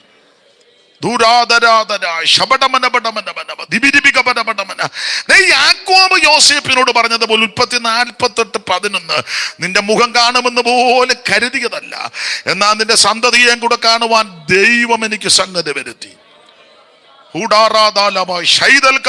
വിലാപപ്പന്തലിടുവാൻ പാത്രത്തിൽ ഫോട്ടോ പോലും വരത്തക്ക വിധത്തിൽ അനർത്ഥങ്ങൾ, അപകടങ്ങൾ, ആപത്തുകൾ ഒന്നിനു പിറകെ ഒന്നൊന്നായി എയ്തു വിടുവാൻ വൈരി അണിയറകളിൽ തന്ത്രങ്ങൾ ഒരുക്കിയപ്പോൾ കണ്ണിൽ കൊള്ളേണ്ടത് പുരികത്ത് കൊണ്ട് മാറുന്നത് പോലെ മാറ്റി നീക്കുപോക്ക് തന്നെങ്കിൽ വലിയ വലിയ വിഷയത്തിനൊക്കെ പരിഹാരം അയച്ചെങ്കിൽ ചെറിയ വിഷയങ്ങൾക്കും നീക്കുപോക്കും പരിഹാരം നൽകി എന്റെ ജനത്തെ വിടിവിക്കുവാൻ ശക്തനെ നീ പകൽ മനസ്സിലാക്കി ആത്മശക്തി ഏറ്റെടുത്ത് ജനം ബലപ്പെടുവാൻ ദൈവാത്മാവ് ദൂത് പറയുകയാണ്. ജയം ജയം ജയം ജയം ജയം. അതെ, പരീക്ഷാഹോളിൽ കയറ്റത്തില്ല, പേനയും പേപ്പറും പോലും എടുപ്പിക്കത്തില്ല, എക്സാം എഴുതുവാൻ അനുവദിക്കത്തില്ല. ശടിച്ചു വാദിച്ച ശക്തികൾ അതിന് നടുവിൽ പിൻപിൽ പ്രാർത്ഥന, പിൻപിൽ ആരാധന ആമൻ കോട്ടയായതുകൊണ്ട് പലതിലും നീക്കുപോക്ക് നൽകി. ആമൻ ഈ ദിവസങ്ങളിൽ എൻ്റെ ജനവും കരഞ്ഞും പ്രാർത്ഥിച്ചും മുൻപോട്ടുള്ള ഗമനാഗമനങ്ങളിൽ ഭാവി ധന്യകരമാക്കുവാൻ ആമേൻ ആമേൻ അതെ വചനത്തിന്റെ വിശുദ്ധി കാത്ത് വചനത്തിൽ ധൈര്യപ്പെട്ട് മുന്നേറുവാൻ ആത്മാവ് മർമ്മമായ ദൂത് പറയുകയാ. ആമേൻ 2 നിലയിലാണ് എൻ്റെ ജനത്തോട് പൊരുതുന്നത്. വാഹനാപകടവും തീ കൊണ്ട് പൊള്ളലേൽപ്പിക്കുവാൻ 2 നിലയിൽ ശത്രു പൊരുതുന്നുണ്ട്. സൂക്ഷിച്ചും വിവേചിച്ചും പ്രാർത്ഥിച്ചും ആവിധ വിഷയങ്ങളിൽ ജയമെടുക്കുവാൻ ദൈവാത്മാവ് ഇന്ന് പകൽ ദൂത് പറയുകയാ. എല്ലാ അനർത്ഥങ്ങളെ, കെടുതികളെ ഫൽസിച്ച് പ്രാർത്ഥിക്കുന്നു. കരമുയർത്ത് ദൈവത്തിന് മഹത്വം കൊടുക്കാം. Praise the Lord. അപ്പോൾ ഈ മാർഗത്തിൽ വന്നാൽ അവൻ ഏറ്റവും ശ്രേഷ്ഠമായ രോഗശാന്തിയുണ്ട്. അപ്പൊ കോതമ്പ്, യമം, മുന്തിരി, അത്തി, മാതള, ഒലിവ്, തേൻ, സ്തോത്രം ഒന്നുകൊന്നുക്ക് മെച്ചവ. സുഭിക്ഷമായിട്ട് ഉപജീവനം കഴിയാവുന്നത് ഒന്നിനും കുറവില്ലാത്തതുമായ ദേശം. കല്ല് ഇരുമ്പായിരിക്കുന്നത്, മലയുന്ന താമ്രം വെട്ടിയെടുക്ക. ഇത്ര നല്ല ശ്രേഷ്ഠമേറിയ ദേശമാണ്. ഞാൻ പറയാനുണ്ട്, ഈ പെന്തിക്കോസ് വന്നതാ ഭാഗ്യം, ഈ മാർഗത്ത് വന്നതാ ഭാഗ്യം. സ്തോത്രം. എല്ലായിടത്തും ഞാൻ പറയാറുള്ള കാര്യമാണ്, യോഗ്യമായിട്ട് വസ്ത്രം ധരിക്കാനൊക്കെ ഇടയായത് പലർക്കും ഇതിനകത്ത് വന്നത് കൊണ്ടാണ്. ഇല്ലേ? സത്യം പറ, നിങ്ങൾ സത്യം പറ. ആ, എല്ലാവരുടെയും കാര്യമല്ലെങ്കിലും സിംഹഭാഗം ആൾക്കാരും. സ്തോത്രം. ഇപ്പൊ മനോജ് മാസ്റ്റർക്കും എനിക്കും ഒക്കെ പറയാൻ സാക്ഷ്യമുണ്ട്. പണ്ട് വിമാനം എന്നൊക്കെ എരപ്പ് മാത്രമേ കേട്ടിട്ടുള്ളൂ, അല്ലേ? സ്കൂളിൽ പഠിക്കുമ്പോൾ ജനലിൻ്റെ സൈഡിലായിരിക്കുന്നെങ്കിൽ. പണ്ട് ഞാൻ സ്കൂളിൽ പഠിച്ചപ്പം സാറ് മലയാളം പഠിപ്പിച്ചുകൊണ്ടിരിക്കുക. നല്ല ക്ലാസ്സാണ്, നല്ല സാറാ, നന്നായിട്ട് അർത്ഥമെല്ലാം പറഞ്ഞ് നല്ല രീതിയിൽ പഠിപ്പിക്കും. അപ്പം ശബ്ദം കേൾക്കാം വിമാനം പോകുന്നത്. ഞാൻ ജനലിൻ്റെ സൈഡിൽ കൂടെ ഇങ്ങനെ നോക്കി, വിമാനം കാണാൻ മേലെ, എരപ്പ് മാത്രമേ ഉള്ളൂ. അപ്പൊ സാറ് നളചരിതവാ പഠിപ്പിക്കുന്നത്, ഉണ്ണായി വാര്യരുടെ നല്ല പ്രയോഗങ്ങളാണ്, ശ്രദ്ധിച്ചിരുന്നെങ്കിലേ മനസ്സിലാകും. അപ്പൊ സാറ് ചൊല്ലി, ചലതള് ജങ്കാരം, ചെവികളിൽ അങ്കാരം, ഗോകുല കൂജിതങ്ങൾ, കൊടിയ കർണശൂലങ്ങൾ, കുസുമ സൗരപന്നാസ ഗുഗരസര സൈരിപം, അതിദുഃഖ കാരണം ഇന്ന് ആരാമ സഞ്ചാരണം, മിന്നൽ കൊടി ഇറങ്ങി വരികയോ. അപ്പൊ ഞാൻ മേലോട്ട് നോക്കുക, വിമാനം വരുന്നുണ്ടോ എന്ന്. സാറ് ചൊല്ലുക, മിന്നൽ കൊടി ഇറങ്ങി വരികയോ, വിധുമണ്ഡലം ഇറങ്ങിക്ഷതിയിൽ പോരുകയോ, സ്വർണവർണ്ണമാ അന്നം പറന്നിങ്ങി വരികയോ, കണ്ണുകൾക്ക് ഇത് നല്ല പീയൂക്ഷരികയോ. ഞാനും നോക്കി വിമാനം. അപ്പൊ സാർ എന്നെ കണ്ട് ഞാൻ വെളിയിലോട്ട് നോക്കുന്നത്. സാറത് ചൊല്ലിയേച്ച് പിന്നെ എന്നെ എഴുന്നേൽപ്പിച്ചു. അന്നൊക്കെ സാറന്മാരെ അടിക്കും, സാറന്മാരെ പേടിയ. ഇന്ന് സാറ് പിള്ളേരെ പേടിച്ച് നടക്കുക. ഇപ്പം സാറന്മാരെയും വിശ്വസിക്കാൻ മേലാത്ത കാലം. അത് രണ്ടും കൊണ്ട് ആട്ടെ. പണ്ടൊക്കെ സാറ് വരുന്നെന്ന് പറഞ്ഞാൽ നമ്മൾ ഉടനെ അവിടെ നിന്ന് അങ്ങ് മാറും. സാറ് വരും, സാറ് പോയി കഴിഞ്ഞാൽ നമ്മൾ പോകുന്നു. ഇന്നിപ്പോൾ സാറിനോട് പറയാം, സാറേ സ്റ്റുഡൻറ്റ് വരുന്നു. അയ്യോ എൻ്റെ ദൈവമേ, ഞാൻ സാറ് കടക്കാൻ ചോദിക്കും, അവൻ പോയോ എന്ന് ചോദിക്കും. അങ്ങനത്തെ ഒരു കാലമാണ്. അപ്പം എഴുന്നേക്കാൻ പറഞ്ഞ് എഴുന്നേൽപ്പിച്ചു, നിർത്തി, ചൂരവടിക്ക് അടിച്ചു. വിമാനം കണ്ടോ അതുമില്ല, അടി കൊണ്ട് ഊപ്പാടും വന്ന് ഇമ്പോസിഷൻ വിട്ടു. നളചരിതം അത്രയും ഭാഗം 101 പ്രാവശ്യം എഴുതി ഊപ്പാട്. അതില്ല, ഞാൻ ഇപ്പോഴും കാണാതെ ചൊല്ലി, എത്ര വർഷം കഴിഞ്ഞ്. അല്ല, എന്താ പഠിച്ചിട്ട് വല്ലോ അന്നോ? രാത്രി മുട്ട നിന്നിങ്ങനെ ഇപ്പോഴും എനിക്കതറിയാം, ഭാഗം എഴുതിയതാ. ചിലതുള്ള ജങ്കാരം, ചെവികളിൽ അങ്കാരം, ഗോകുല കൂജിതങ്ങൾ, കൊടിയ ചൊല്ലി കേൾപ്പിച്ച് പിന്നീട്. അതുകൊണ്ടാണ് വിമാനം കണ്ടുമില്ല, അടിയും കിട്ടി, ഇമ്പോസിഷനും എഴുതി. അഹങ്കാരം പറയല്ല, നികളം കയറി പറഞ്ഞതുമല്ല, വളരെ വിനയത്തോടെ പറയുകയാണ്. ഈ മാർഗത്തിൽ വന്നതിന് ശേഷം വിമാനത്തിൽ ഇരുന്ന് ഊപ്പാട് വന്നു. നിങ്ങളെല്ലാം വിമാനത്തെ കയറ്റി വന്നല്ലി പറഞ്ഞതിൻ്റെ അർത്ഥം. ഒരു അനുഭവം പറഞ്ഞതേ ഉള്ളൂ. സ്തോത്രം. അതൊരു വിഷയമാണ്. ഇതുപോലെ ഒത്തിരി കാര്യം ഈ മാർഗത്ത് വന്നതാ. സ്തോത്രം. പ്രസംഗിക്കാനൊന്നും അറിയത്തില്ലായിരുന്നു, ഇപ്പോഴും അറിയത്തില്ല. അത് നിങ്ങൾ കേൾക്കുമ്പോൾ അറിയാമല്ലോ, അറിയത്തില്ല. ബൈബിൾ സ്കൂളിൽ പഠിച്ചപ്പോഴേ പ്രസംഗശാസ്ത്രം എന്ന് പറയുന്ന വിഷയമുണ്ട്. അന്ന് ചർച്ച് ഓഫ് ഗോഡിന്റെ ഒരു സീനിയർ പാസ്റ്റർ ആയിരുന്നു അദ്ദേഹം. പിന്നീട് ചർച്ച് ഓഫ് ഗോഡ് വിട്ടുപോയി, പിന്നെ വന്നതൊക്കെ വേറെ വിഷയം. MI ജോസഫ് സാറ് കോഴിക്കോട്ടുകാരനാ, MI ജോസഫ്. അപ്പൊ അദ്ദേഹം പ്രസംഗശാസ്ത്രം എടുത്തപ്പം അത് കഴിഞ്ഞപ്പോൾ പറഞ്ഞു, ഈ ക്ലാസ് ഇരിക്കുന്ന എല്ലാവരും പ്രസംഗിക്കണം 5 മിനിറ്റ്. അപ്പൊ അതിനൊരു നിയമങ്ങളുണ്ട്. വാക്യം വായിക്കണം, മുഖവര പറയണം, സബ്ജക്റ്റ് ഉണ്ടായിരിക്കണം, പോയിന്റ് ഉണ്ടായിരിക്കണം, ഒത്തിരി ഉണ്ട്. അത് പഠിച്ചിട്ടുള്ളവർക്കറിയാം.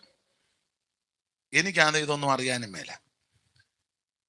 അപ്പം 1-2 സഹോദരന്മാര് നന്നായിട്ട് പ്രസംഗിച്ചു. അപ്പൊ ഈ ഒരാൾ പ്രസംഗിക്കും, ബാക്കിയുള്ളവരെല്ലാം അതിന്റെ പോയിന്റ് അപാകത എന്തെങ്കിലും ഉണ്ട് എന്നോട്ട് അത് പറയണം, എന്തൊക്കെ തെറ്റ് ഉണ്ടെന്ന്. എൻ്റെ ഊഴം വന്നു. ഞാൻ അവധി എടുക്കാൻ നോക്കിയതാ, കിട്ടിയില്ല. 5 മിനിറ്റ് തന്നു, പ്രസംഗിച്ചു. എന്തുവാന്ന് ഇപ്പോഴും ഓർക്കുന്നില്ല.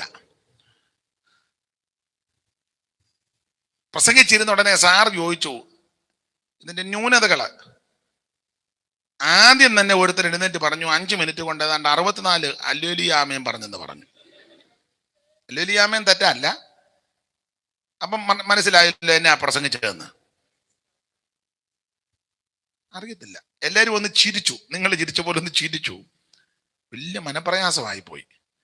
അപ്പൊ ചിന്തിച്ചു, ഓ ഇനിയും പ്രസംഗിക്കാനൊന്നും കൊള്ളുകയില്ല, പ്രസംഗിച്ചാവട്ടെ ശരിയാകെ.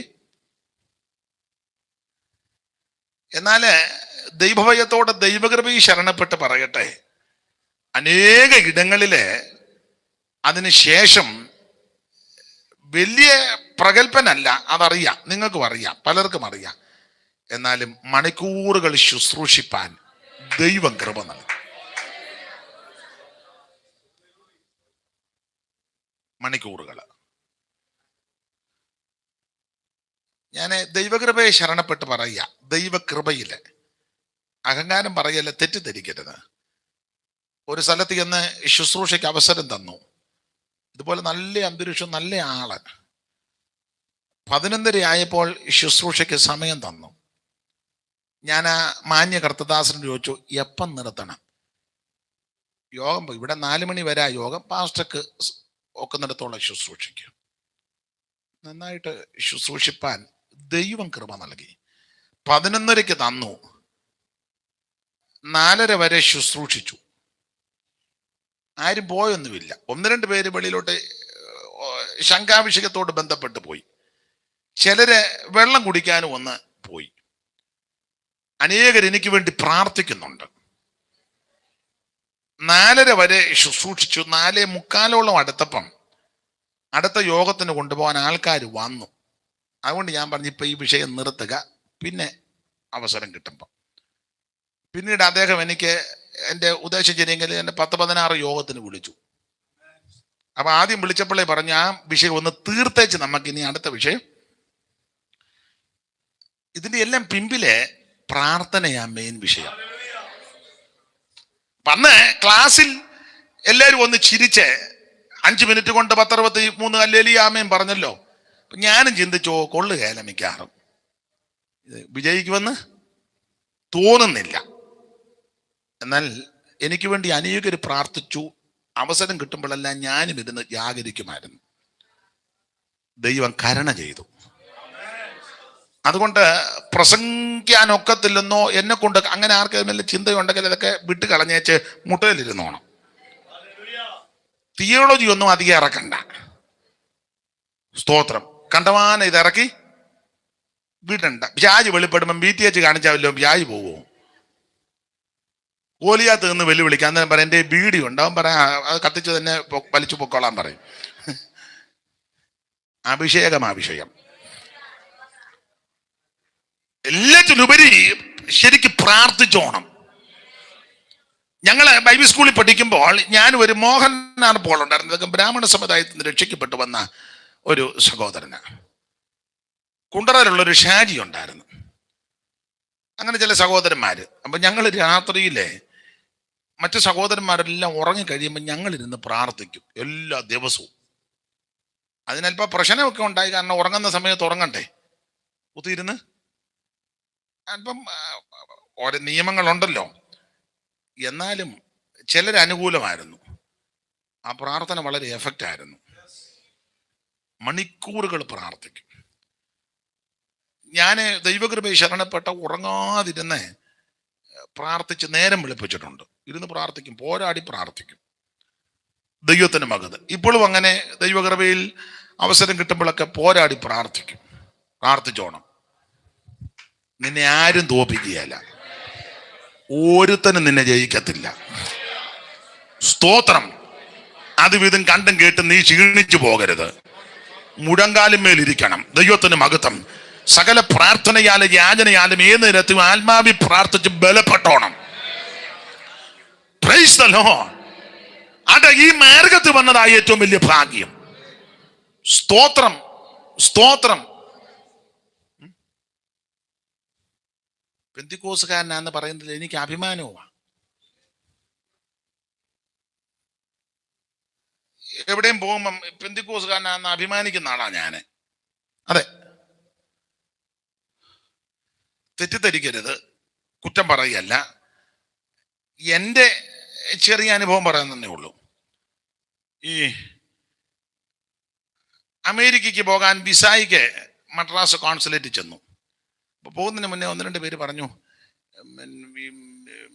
പിന്നെ ടൈയൊക്കെ കെട്ടുന്നതാ നല്ലത്. അവർക്ക് കാണുമ്പോൾ ഒരു ട്രാവൽ ഏജൻസിക്കാരനും പറഞ്ഞു, നമുക്ക് അടുപ്പമുള്ളവരും പറഞ്ഞു. എനിക്ക് വലിയ വിവരമില്ലല്ലോ. ഞാൻ പറഞ്ഞടാ, അന്ന് ഇതില്ല, ഉത്തരീയമില്ല, ഇതുപോലെ വെള്ള ജിബ്ബായും ഉണ്ട്. ഞാൻ പറഞ്ഞു, ഈ വെള്ള ജിബ്ബായും മുണ്ട് കൊടുത്തോണ്ട് ഞാൻ അങ്ങോട്ട് ചെല്ലും, ഈ പേപ്പർ അങ്ങോട്ട് കൊടുക്കും. ഞാൻ അമേരിക്കയിൽ പോവുകയോ പ്രസംഗിക്കുകയോ ചെയ്യണമെന്ന് ദൈവത്തിന് വല്ല പദ്ധതി ഉണ്ടെങ്കിൽ അയാൾ വിസ തരും.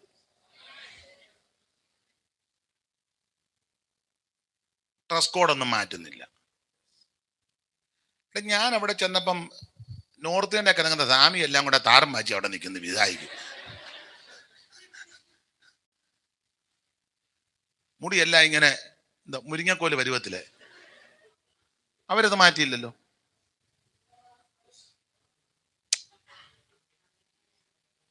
അവരത് മാറ്റിയില്ലല്ലോ. മാറ്റിയോ?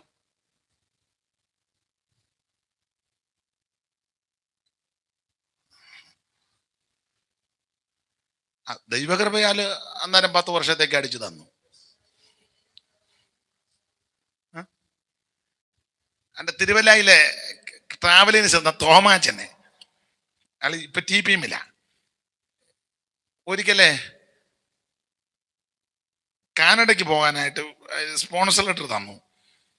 അപ്പം തോമാച്ചൻ്റെ കൊടുത്തത്. അപ്പൊ തോമാച്ചൻ പറഞ്ഞു, പാസ്റ്ററേ, ഇത് ലെറ്ററാ, കുറച്ച് പേപ്പറും കൂടെ നമുക്ക് എങ്ങനെയും ഒപ്പിക്കണം.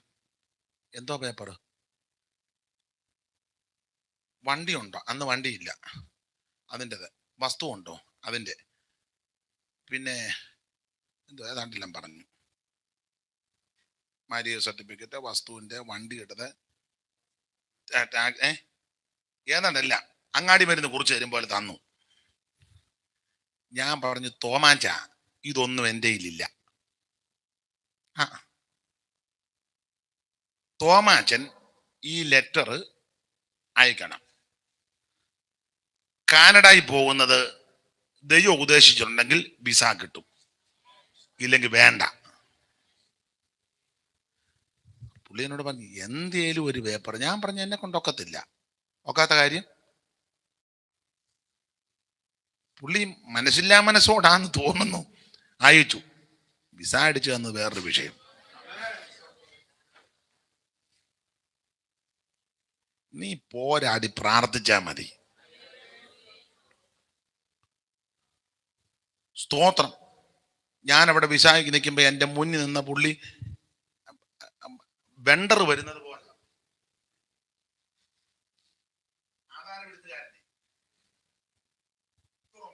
ഞാന് പുള്ളി ഒന്ന് നോക്കി. ടൈയൊക്കെ കെട്ടി ആട് നല്ല മിടുക്കനാ. ഒത്തിരി ഉണ്ട്, ഇതൊക്കെ കൊടുക്കണം. അയാൾ അങ്ങോട്ട് കൊടുത്തപ്പോൾ അവർ അതുപോലെ തന്നെ തള്ളി ഇങ്ങോട്ട് വിട്ട്. കുറ്റമല്ലി പറഞ്ഞത്. ഞാൻ ചിലരുടെ വിശ്വാസത്തിന് വേണ്ടി ഞാൻ പറയുന്നത്, പ്രാർത്ഥിച്ചു പൊരുതിക്കോണം. Price the Lord. നീ പ്രാർത്ഥനയിൽ പൊരുതണം. ദൈവത്തിന് മഹത്വം. ഒരായുധവും ഫലിക്കത്തില്ല.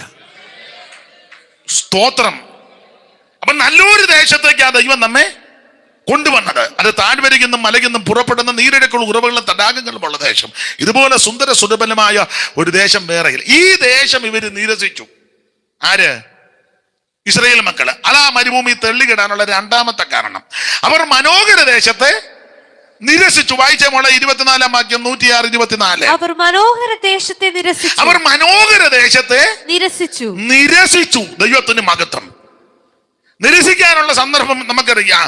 ഇവർ യാത്ര ചെയ്ത് മരുഭൂമിയിൽ കൂടി പ്രയാണം ചെയ്ത് കനാൻ നാട്ടിലേക്ക് വരുന്നതിന് മുമ്പ് യോർദാൻ ഇക്കരെ വന്നപ്പോൾ 2.5 ഗോത്രക്കാര് പറഞ്ഞ് ഞങ്ങൾ അക്കരയ്ക്ക് വരുന്നില്ലെന്ന്. നിരസിച്ചു.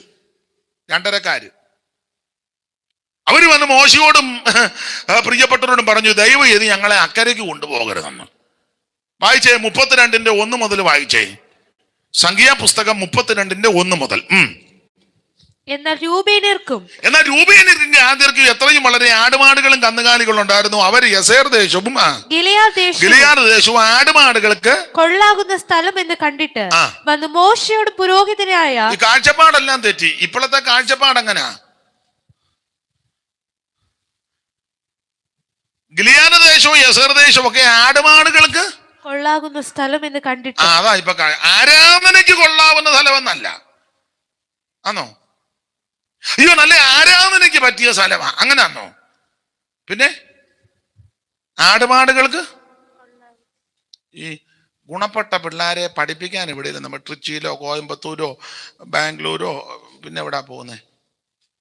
എവിടെയായിക്കോട്ടെ. ഇപ്പൊ പിന്നെ എല്ലാവരും കാനഡയ്ക്കും UK-ക്കും ഒക്കെയാ പോകുന്നത്. ആയിക്കോട്ടെ, എവിടെയെങ്കിലും ഗുണപ്പെട്ട പിള്ളേരാണ് ആദ്യം ആരാധനാ സ്ഥലമാ തിരക്കുന്നത്. ആദ്യം വിസ കിട്ടിയാലും കൊള്ളാം, കിട്ടിയില്ലെങ്കിലും കൊള്ളാം, ഇതിലെല്ലാം മുമ്പ് ആദ്യം അവിടെ നമ്മൾ ആരാധനയ്ക്ക് എവിടാ പോകുന്നത്? ഗുണം പിടിക്കാത്തവനാണല്ലോ. അവിടെ ബീച്ച് കാണുമോ?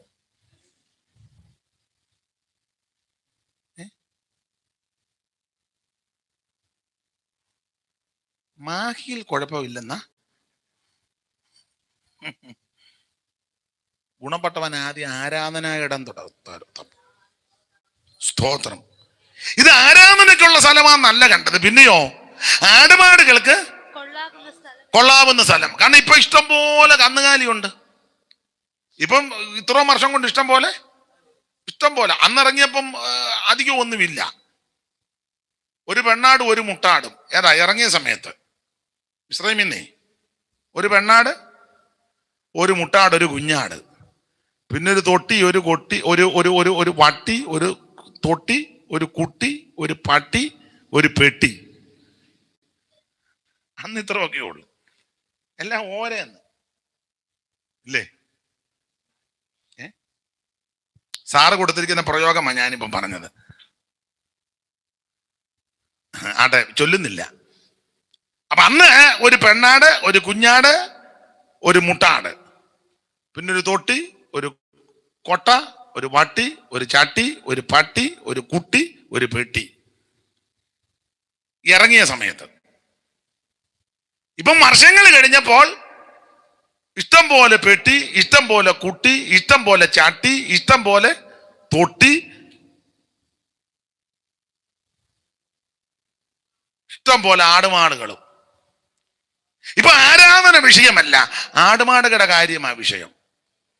പോച്ച കിട്ടുന്ന ഏരിയയ തപ്പുന്ന. അങ്ങനെ അതേപോലത്തെ നല്ല സ്ഥലം, ആടുമാടുകൾക്ക് പറ്റിയ സ്ഥലം. മോശയോട് വന്ന് പറഞ്ഞു തന്നെ അടുത്ത വാക്യം. ആടുമാടുകൾക്ക് കൊള്ളാകുന്ന സ്ഥലം എന്ന് കണ്ടിട്ട് വന്ന് മോശയോടും പുരോഹിതനായ എലിയാസനോടും സഭയിലെ പ്രഭുക്കന്മാരോടും സംസാരിച്ചു. അദാരോത്ത്, ദീബോൻ, എസേർ. താഴോട്ട് വായിക്കുമ്പോ 5-10 സ്ഥലങ്ങളാ. അടുത്ത വാക്യം വായിച്ചു. യഹോവ ഇസ്രായേൽ സഭയുടെ മുമ്പിൽ ജയിച്ചടക്കിയ ദേശം, ആടുമാടുകൾക്ക് കൊള്ളാവുന്ന പ്രദേശമെന്ന് അടിയങ്ങൾക്കോ ആടുമാടുകളുണ്ട്. അടിയങ്ങൾക്കാണ് ഇപ്പൊ ഇഷ്ടം പോലെ. ആ പഴയ പരിവക്കേടൊക്കെ മാറി കേട്ടോ. പണ്ട് വീടില്ലായിരുന്നു, ചെറ്റപ്പരയായിരുന്നു. പണ്ട് പെന്തിക്കോസി വരുന്ന ആ സമയത്തും ആ കാലയളവില് ചെറ്റപ്പര. എല്ലാവർക്കും ഞാൻ ചിലപ്പോ പറയുന്നത് മനസ്സിലാകുകയില്ല. ആനവായം പര എന്നാ ഞങ്ങളുടെ നാട്ടിൽ പറഞ്ഞ. ആനവായം പര എന്നാന്ന് മനസ്സിലായോ? ഇല്ല. ആനവായം പര ഒറ്റ വാതിലേ ഉള്ളു.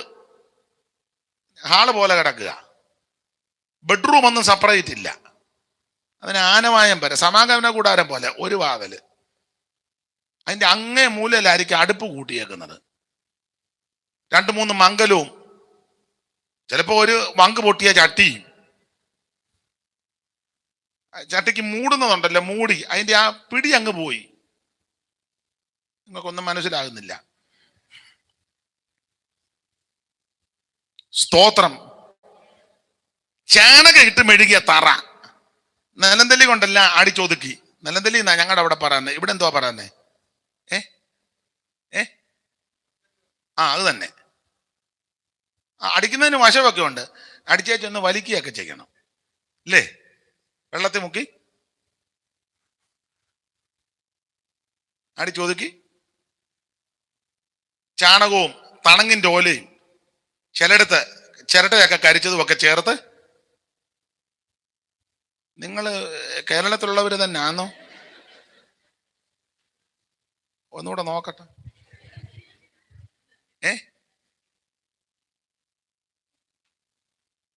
ചിലരുടെ ഇരുപ്പ പക്ഷേ എനിക്കിതൊന്നും അറിയത്തില്ല. ഞാൻ വിക്ടോറിയ രാജ്ഞിയുടെ അനിയത്തിയാ. പിന്നെ ഈ യോഗം ഇങ്ങനെ ഉള്ളത് കൊണ്ട് ഇങ്ങോട്ടൊന്ന് വന്നേ. ഞാൻ ഇച്ചിരി പുറകോട്ടൊന്ന് പോയെന്നേ ഉള്ളൂ. സ്തോത്രം.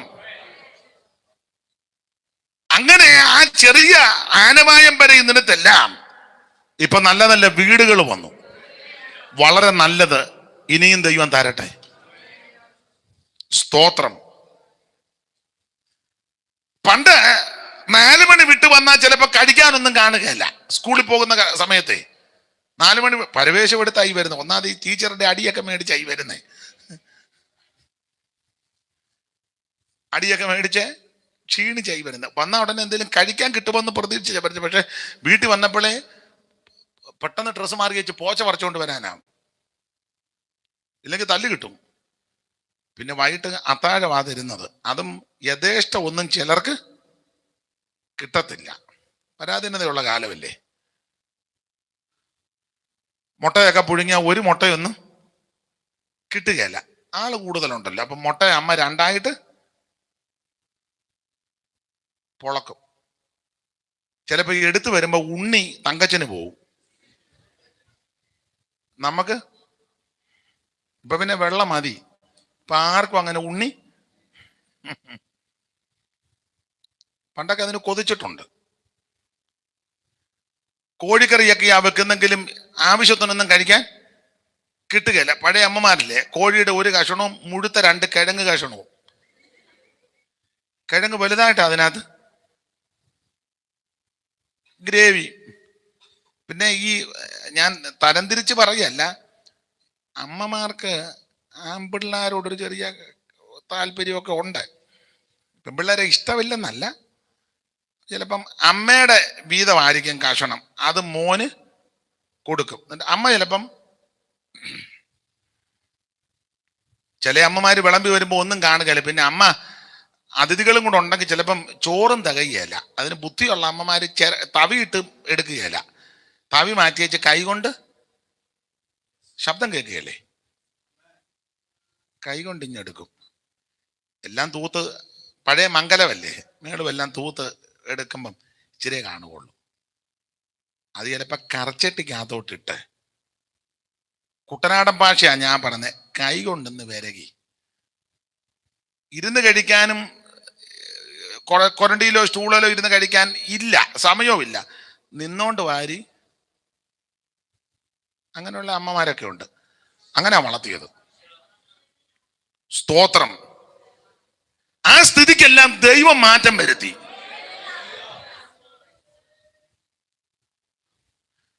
പണ്ട് ഒരാപ്പിള് തിന്നണമെങ്കിൽ പനി വരണം അല്ലേ? ഒരാപ്പിള് തിന്നണമെങ്കിൽ അല്ല, എന്നെ ഒന്നും ആപ്പിള് മേടിച്ച് ആര് തരാനാ? പനി വന്നു കഴിയുമ്പം ചിലപ്പോൾ കാണാൻ വരുന്നവരോ വീട്ടിലോ, അതും 1/2 കിലോ ആപ്പിള്. ഞാൻ കുറ്റമല്ല, ചിലർക്ക് ഞാൻ പറയുന്ന ബോധ്യപ്പെടും. ആ 1/2 കിലോ ആപ്പിള് നമ്മൾ കട്ടിലിന്റെ സൈഡിൽ കൊണ്ട് വെച്ചിട്ട് നമുക്ക് പൂള് തിന്നാനും ഒക്കത്തില്ല. അമ്മയോ വേണ്ടപ്പെട്ടവർ വന്ന് പകുതി ആദ്യം തരും. അമ്മ അതുകൂടെ അത് വൈകിട്ട് മതി. കാരണം എന്നും അരക്കിലോ വെച്ച് മേടിക്കാനുള്ള മാർഗം. ഇപ്പോഴത്തെ ഈ കൊച്ചുങ്ങൾക്കൊക്കെ ആപ്പിളും വേണ്ട, നിനക്ക് ആപ്പിൾ വേണോടാ ഇപ്പം, അവന് വേണ്ട, അതാ എനിക്കറിയാം. പിള്ളേർക്ക് ഇപ്പൊ ചിക്കനും ഇപ്പൊ എല്ലാം മന്തിയാ. യോഗത്തിന് വന്നെല്ലാം മന്തി ഇരിക്കും പോലെ ഇരിക്കുന്നേ. ഒരെണ്ണത്തിനൊരു അല്ലേ മന്തി ഇരിക്കും. യോഗത്തിന് വന്നതെല്ലാം കരിമന്തി ഇരിക്കും പോലെ. തമാശല്ലി പറയുന്നേ. കഴിച്ച് ആ കോഴി കൊച്ചുങ്ങളാണെല്ലാം ഈ കോഴി നീ തിന്നുന്നത്. യോഗത്തിന് വന്ന വെള്ളക്കോഴി ഇരിക്കുമ്പോല്ല. നിങ്ങൾ ശ്രദ്ധിച്ചേ, നമ്മൾ ആ കോഴിയുടെ ബ്രോയിലർ കോഴി അതാ. നിങ്ങൾ നോക്കി അങ്ങോട്ടും ഇങ്ങോട്ടും നോക്കി, എല്ലാ വെള്ളക്കോഴി ഇരിക്കുമ്പോൾ ഇരിക്കുകയല്ലേ, ഒരു അനക്കമോ. പിന്നെ അങ്ങനെ ഇരിക്കും. പണ്ടത്തെ സ്ഥിതിക്കെല്ലാം ദൈവം മാറ്റം വരുത്തിയെന്ന്. ഇതെല്ലാം ഓർത്ത് നീ ദൈവത്തിന് മഹത്വം കൊടുത്തോണം. ഈ മാർഗത്തിൽ വന്നതാ നിന്റെ ഭാഗ്യം. പണ്ട് ആർക്കുണ്ടായിരുന്നു? സൈക്കിള് പോലും പലർക്കും ഇല്ലായിരുന്നല്ലോ. സൈക്കിള് പോലും ഇല്ലായിരുന്നു. ആകെ കൂടെ കാറുള്ളത് 1 or 2 പേർക്കേ ഉള്ളു കാറ്. നമുക്കുള്ള കാറെന്ന് വെച്ചാൽ മഴക്കാറാ. നല്ല ഓള് കൊള്ളുമ്പോൾ മുറ്റത്തിറങ്ങി മേളിലോട്ട് നോക്കണം, നമ്മുടെ കാറ്. അതെ, കേട്ടിട്ടുണ്ട്. പണ്ട് പെന്തിക്കോസിലെ പഴയ കാശുകാർ ചിലരേ ഉള്ളൂ. അതിലെ 1-2 പേരെ പറ്റി കേട്ടിട്ടുള്ള ഒന്ന് 56 കുഞ്ചാന, പഴയ കാശുകാര്. പിന്നെ കൊട്ടാരക്കര അലൈഡ് ലൂക്കാച്ചാന, വേറൊരു കാശുകാരൻ. പിന്നെ വാകത്താനത്ത് പാതിയപ്പള്ളി കുഞ്ഞവറാച്ചൻ. ഇങ്ങനെ വളരെ വിരളം ആൾക്കാരാ സാമ്പത്തിക ഭദ്രതയുള്ളത്. കുമ്പനാട്ടും പണ്ട് ആകെ 2 പേർക്ക് ആ കാറെന്നാ. ഒന്ന് സാറപ്പച്ചന് കെ എബ്രഹാം അവർക്ക്, 2 മെഴുവേലി ചെറിയാച്ചനൊരു കാറ്. അത് സ്വീഡൻ സായിപ്പ് അവർ കൊടുത്തതാണ്. 2 കാറ് കപ്പലെ കൊണ്ടുവന്ന് ഇറക്കി, അത് കുമ്പനാട്ട് കൊണ്ടുവന്നു. അതിലൊരു കാറ് സാറപ്പച്ചൻ്റെ മകൻ തന്നെ കൊണ്ടുവന്ന് ഇടിച്ച് പോയി. പിന്നെ അദ്ദേഹത്തിൻ്റെ അനുജൻ അതങ്ങ് തിരുവനന്തപുരത്തിന് ലോറിയെ കയറ്റി കൊണ്ടുപോയി. അതൊക്കെ വേറെ ചരിത്രം, പോട്ടെ. ചെറിയാച്ചൻ, മെഴുവേലി ചെറിയാച്ചൻ, കെ സി ചെറിയാച്ചൻ, അതൊക്കെ പിന്നെ ഷാരോ സഭയോട് ബന്ധപ്പെട്ട് നിന്നു. അങ്ങനെയൊക്കെ വളരെ. പിന്നെ ടി വി തോമസിനും കാറുണ്ടായിരുന്നെന്ന. വിരളം ആൾക്കാർക്കാണ്. ഇപ്പൊ കുമ്പനാട്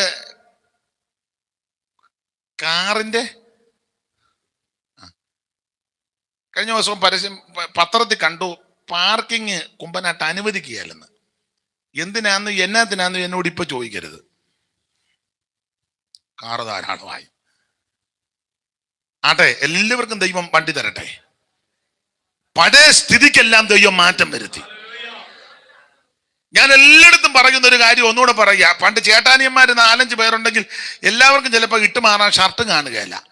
ചേട്ടൻ ഷർട്ട് തേച്ചുമല്ല ഇട്ടേച്ച് കുളിക്കാൻ പോയപ്പോൾ അതിട്ടോണ്ട് അനിയൻ പോയി. അവൻ കുളി കഴിഞ്ഞ് വന്നപ്പോൾ അമ്മ എൻ്റെ ഷർട്ട് കാണുന്നില്ല.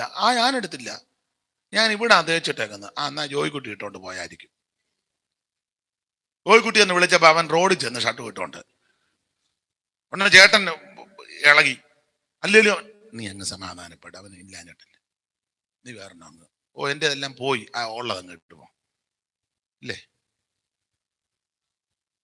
ഇപ്പം ജോയിക്കുട്ടിയുടെ ഷർട്ട് തന്നെ എത്ര ഉണ്ടെന്ന് ജോയിക്കുട്ടിക്ക് ഒരു ഏരിയ മുഴുവൻ ഷർട്ടാ ഇല്ലേ. ചേട്ടനും അങ്ങനായി. ഇതെല്ലാം ഓർത്തോണം, ദൈവത്തെ മഹത്വപ്പെടുത്തണം. സഹോദരിമാരോട് ഞാൻ പറയാറുണ്ട്, ചില അമ്മമാരൊക്കെ പറഞ്ഞ് കേട്ടുണ്ട്, പണ്ടൊക്കെ ചിന്തിക്കുമായിരുന്നു നല്ലൊരു സാരി ഉണ്ടായിരുന്നേ ഉടുത്തോണ്ടെന്ന് മാസയോഗത്തിന്. ഇപ്പൊ എത്ര സാരി ഉണ്ട്, ഒരെണ്ണം മാസയോഗത്തിന് വരികയല്ല. സാരി ഇല്ലായിട്ടാണോ? പണ്ട് ചെരുപ്പില്ലായിരുന്നല്ലോ. അയ്യോ, നടന്ന് ഊപ്പാട് വന്ന് അവസാനം കാലേ കല്ല് കാച്ചി അല്ലേ. കല്ല് കാച്ചെന്നാ ഞങ്ങളുടെ അവിടെ പറയുന്നത്. ഇവിടെ എന്നാ പറയുന്നത്? കറുത്ത് പാടുപോലെ അതിങ്ങനെ ഇങ്ങനെ നിൽക്കുമ്പം പിന്നെ തിരി അടിക്കും, എണ്ണത്തിരി. ചെരുപ്പില്ലെന്ന് പിന്നെ ആകെ കൂടി ഒരു ചെരുപ്പ് ഉണ്ടായിരുന്നു, അത് തേച്ച് പാരകണ്ണിന്റെ അത് തേച്ച് അതിന്റെ ആ കാലിന്റെ ഉപ്പൂറ്റിയുടെ അവിടെ ഇച്ചിരി തുളയും വീണ് 4 വശവും തേച്ച് യോഗത്തിന് സ്പീഡിൽ ഓടി പെട്ടെന്ന് വന്നപ്പം അതിന്റെ വള്ളി പൊട്ടി. പിന്നെ കടയിൽ ചെന്ന് 50 പൈസക്ക് വള്ളി മേടിച്ച് കുത്തിക്കയറ്റി. ഓർക്കുന്നില്ല ഇതൊന്നും? അതൊന്ന് ജനിച്ചപ്പോഴേ ഷൂവിനകത്തായിരുന്നോ? സ്തോത്രം. എല്ലാം ഓർത്ത് ദൈവത്തിന് മഹത്വം കൊടുക്കണം. സ്തോത്രം. കാത്തുകൃപയീ കാലം മുഴുവൻ നീ കൈവിടാതെന്നെ കൺമണി പോലെ കാത്തു. കൃപയീ കാലം മുഴുവൻ നീ കൈവിടാതെന്നെ കൺമണി. കലങ്ങിയുള്ളം നീറും നേരം, കലങ്ങിയുള്ളം നീറും നേരം അരികിൽ വന്നേകി ആശ്വാസം, അരികിൽ വന്നേകി. മമ മണാള നിൻ പ്രേമത്താലേ, മമ മണാള നിൻ പ്രേമത്താലേ നിറയുന്നേയനുള്ളം ഇന്നേരം, നിറയുന്നേയൻ. അതിശയമേ യേശുവിൻ സ്നേഹം, ആനന്ദമേ ആയതിൻ ധ്യാനം. അതിശയമേ യേശുവിൻ സ്നേഹം, ആനന്ദമേ ആയതിൻ ധ്യാനം. ആഴമുയരം നീളം വീതി, ആഴമുയരം നീളം വീതി ആർക്ക് ഗ്രഹിക്കാം നിൻ പ്രേമം, ആർക്ക് ഗ്രഹിക്കാം. മമ മണാള നിൻ പ്രേമത്താലേ, മമ മണാള നിൻ പ്രേമത്താലേ നിറയുന്നേയനുള്ളം ഇന്നേരം, നിറയുന്നേയൻ. കരമുയർത്തി ദൈവത്തിന് മഹത്വം കൊടുക്ക. ഈ മാർഗത്ത് വന്നതാണ് നമ്മുടെ ഭാഗ്യം. നല്ലൊരു ദേശത്തേക്ക് ആ ദൈവം നിന്നെ കൊണ്ടുവന്നത്. അതുകൊണ്ട് ദൈവമൊക്കെ നിരാശപ്പെട്ടു പോകരുത്, തളർന്നു പോകരുത്. നല്ല ദേശത്തേക്ക് ദൈവം നിന്നെ കൊണ്ടുവന്നു. ഈ ദേശത്തെ ഇവർ നിരസിച്ചു, ഇവർ അക്കരെ വരുന്നില്ലെന്ന് പറഞ്ഞു. മോശയോട് പറഞ്ഞു, ഞങ്ങളെ ദൈവം ചെയ്ത് കൃപയുണ്ടെങ്കിൽ ദയ ഉണ്ടെങ്കിൽ അക്കരയ്ക്ക്. പിന്നെ ഒരു ഉടക്കുണ്ടാക്കാതിരിക്കാൻ മോശ പറഞ്ഞ് ഇക്കരെ താമസിച്ചോളൂ. ഇക്കരെ ആടിനെ തീറ്റാനാ താമസിച്ചത്. ആടിനെ തീറ്റി പിന്നെ പരുവക്കേടായി. പാകം പിന്നത്തേത് വിശദീകരിക്കുന്നില്ല. യേശുവിന്റെ കാലം വന്നപ്പോൾ ആടും എല്ലാം പോയി. അവസാനം പന്നിയെ തീറ്റാൻ തുടങ്ങി. ഉണ്ടോ? പന്നിയെ തീറ്റില്ല. പന്നി യാതൊരു ബോധമില്ലാത്ത ജാതിയാ പന്നി. ആ പന്നിക്ക് ഭൂതവും കൂടെ കയറി. എങ്ങനുണ്ട്? ആടിനെ തീറ്റ തുടങ്ങിയതാ, ഒടുവിൽ ഇപ്പം വന്ന് നിൽക്കുന്നത് സുവിശേഷ വേലയല്ല തുടങ്ങിയത്. ഇപ്പം പിന്നെ വേറെ പല വേലകളാ. വണ്ടി കച്ചവടം, മത്തക്കച്ചവടം, റിയൽ എസ്റ്റേറ്റ്, ബ്രോക്കർ പണി, അങ്ങനെ പല പല. ഈവൻ പോകുന്നത് വരെ പട്ടിണിയാന്തേലും ബുദ്ധിമുട്ടാന്തേലും ഈ വേലയാ നമ്മുടേത്.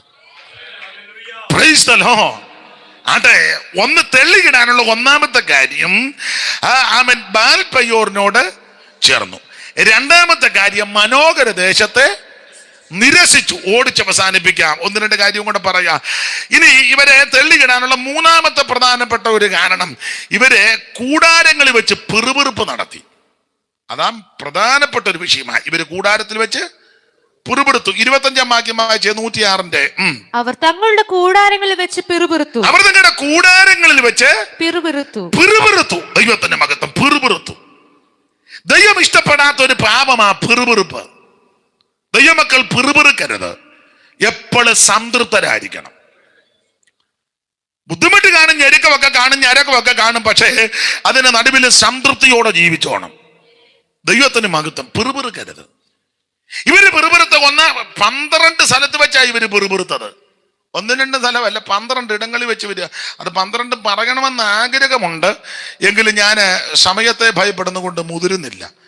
12 ഇടങ്ങളിൽ വെച്ച് പിറുപിറുത്ത് 10 സ്ഥലത്ത് വെച്ച് ശിക്ഷയം നടത്തി. ഒന്നാമത് ഇവര് പിറുപിറുത്തത് ചെങ്കടൽ തീരത്ത് വെച്ചാ പിറുപിറുത്തത്. പുറകെ ഫറവോന്റെ സൈന്യം വരുന്ന കണ്ട് ഇവര് പിറുപിറുക്കുക. പറഞ്ഞിട്ട് പറയാം, ഇസ്രായേലിൽ ശവക്കുടി ഇല്ലായിട്ടാണോ നീ ഞങ്ങളെ ഇങ്ങോട്ട് കൊണ്ടുവന്നത്? ഈ ചെങ്കടല് കടത്താതെ ദൈവം ഇവരെ വേറെ വഴി കൂടെ കൊണ്ടുപോകാമായിരുന്നു. ചെങ്കടൽ കടക്കാനുള്ള വഴിയുണ്ട്. ആ വഴിയെ പറ്റി വായിക്കുന്നത് വീതിയുള്ള വഴിയാണ്, വിശാലമായ വഴിയാണ്, വണ്ടി പോകുന്ന വഴിയാ. ആ വഴിയെ ദൈവം വിട്ടില്ല. നമ്മുടെ വഴിയല്ലല്ലോ ദൈവത്തിന്റെ വഴി. വിശാലമായ വഴി, വീതിയുള്ള നല്ല തെരുവുണ്ടായിരുന്നു, നല്ല വഴി, എന്റെ ഭാഷ പറഞ്ഞ നല്ല ഹൈവേ, അതിലെ ദൈവം വിട്ടില്ല. ഇവരെ വേറെ വഴി കൂടാ ദൈവം വിട്ടത്. വായിച്ചേ പുറപ്പാട് പുസ്തകം 13-ാം അധ്യായത്തിന്റെ 17 മുതലുള്ള വാക്യം വായിച്ചേ. ഫറവോൻ ജനത്തെ വിട്ടയച്ച ശേഷം ഫെലിസ്ത്യരുടെ ദേശത്തു കൂടിയുള്ള വഴി അടുത്തതൊന്നും വരികയും, പക്ഷേ ജനം യുദ്ധം കാണുമ്പോൾ അനുദപിച്ച് മിസ്രയീമിലേക്ക് മടങ്ങിപ്പോകുന്നു വെച്ച് ദൈവം തമ്പുരാൻ അവരെ അതിലേക്ക് കൊണ്ടുപോകില്ല. അടുത്തത് ചെങ്കടലിനരികെയുള്ള മരുഭൂമിയിൽ കൂടി ദൈവം ജനത്തെ ചുറ്റി നടത്തി. അപ്പോൾ ഈ വിശാലമായ വീതിയുള്ള വഴി കൂടെ ദൈവം വിട്ടില്ല.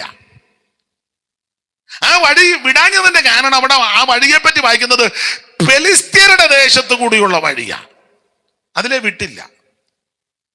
അപ്പൊ ചെങ്കടല് കടക്കാതെ പെട്ടെന്ന് പോകാം ഈ വഴി കൂടെ, അതിലെ വിട്ടില്ല. വണ്ടി പോകുന്ന വഴിയാന്ന് പറയാൻ കാര്യം, യോസേപ്പ് രഥം അയച്ചത് ആ വഴി കൂടാ. മിസ്രയീമിന്നേ രഥം അയച്ചത് ആ വഴി കൂടാ, വണ്ടി പോകുന്ന വഴിയാ, അത് എളുപ്പ വഴിയാ. അതുകൊണ്ട് ആ ബെന്യാമിനെ വിടാതിരുന്നപ്പോൾ പിള്ളേര് ശടിച്ചു, അപ്പനും ശടിച്ചു, വിടത്തില്ല. ഒടുവിൽ ധാന്യമെല്ലാം തീർന്നപ്പോൾ യാക്കോബ് പിള്ളേരോട് ചോദിച്ചു, ഇന്ന് ശാപ്പാടിന് വല്ലതും ഉണ്ടോ? ഇല്ല, എല്ലാം തീർന്നു. ഇവിടെ നമ്മുടെ കാര്യം എങ്ങനെ അച്ചായം ബെന്യാമിനെ വിടാതിരുന്ന കൊണ്ട് അവനെ വിട്ടു തരിക. ഞങ്ങളിപ്പോ 2 വട്ടം പോയിച്ചു വരേണ്ട സമയം കഴിഞ്ഞെന്ന്. അതാ എളുപ്പ വഴി. ഞങ്ങളിപ്പോ 2 വട്ടം പോയിച്ചു വരേണ്ട സമയം കഴിഞ്ഞു. അത് എളുപ്പ വഴിയാ, വണ്ടി പോകുന്ന വഴിയാ. ആ വഴി ദൈവം വിട്ടില്ല. എന്താ ആ വഴിയെ വിടാഞ്ഞത്? 2-3 കാരണമാണ്. ഈ വീതിയുള്ള വിശാലമായ രാജപാതയെ കൂടെ ദൈവം വിട്ടില്ല. അതിന് ഒന്നാമത്തെ കാര്യം, ചെങ്കടലിന്റെ തീരത്തുകൂടെ അക്കരെ കടത്തിയെങ്കില് ഫറവോനി സൈന്യത്തെ മുക്കിക്കൊല്ലാൻ പറ്റൂ.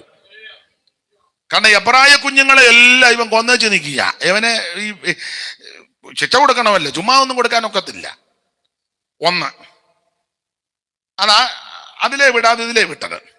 2, ഇവരോട് ബന്ധപ്പെട്ട് ഈ വഴി വിടാഞ്ഞതിന്റെ പ്രധാനപ്പെട്ട കാരണത്തിൽ ഒന്ന്, ഇത് ഫെലിസ്ത്യരുടെ ദേശത്തു കൂടിയുള്ള വഴിയാ. അങ്ങനെ അടിച്ചേക്കുന്നത്. അങ്ങനല്ലേ മോളെ വായിച്ചേ? ഫറവോൻ ജനത്തെ വിട്ടയച്ച ശേഷം ഫെലിസ്ത്യരുടെ ദേശത്ത് കൂടിയുള്ള വഴി അടുത്തതാ. അപ്പൊ എളുപ്പ വഴിയാ, അതിലെ വിട്ടില്ല. വിടാഞ്ഞതിന്റെ കാരണം ഇത് ഫെലിസ്ത്യരുടെ ദേശമാ. ഈ ഫെലിസ്ത്യരുടെ ദേശം എന്ന് പറഞ്ഞാൽ വീതിയുള്ള വഴി, ഹൈവേ ഒക്കെയാ. പക്ഷെ ആ വഴി വിടാഞ്ഞത് 2 വശവും ഫെലിസ്ത്യരാ. ഈ രാജപാതയുടെ അല്ലെങ്കിൽ വീതിയുള്ള വഴിയുടെ 2 വശവും ഫെലിസ്ത്യരാ.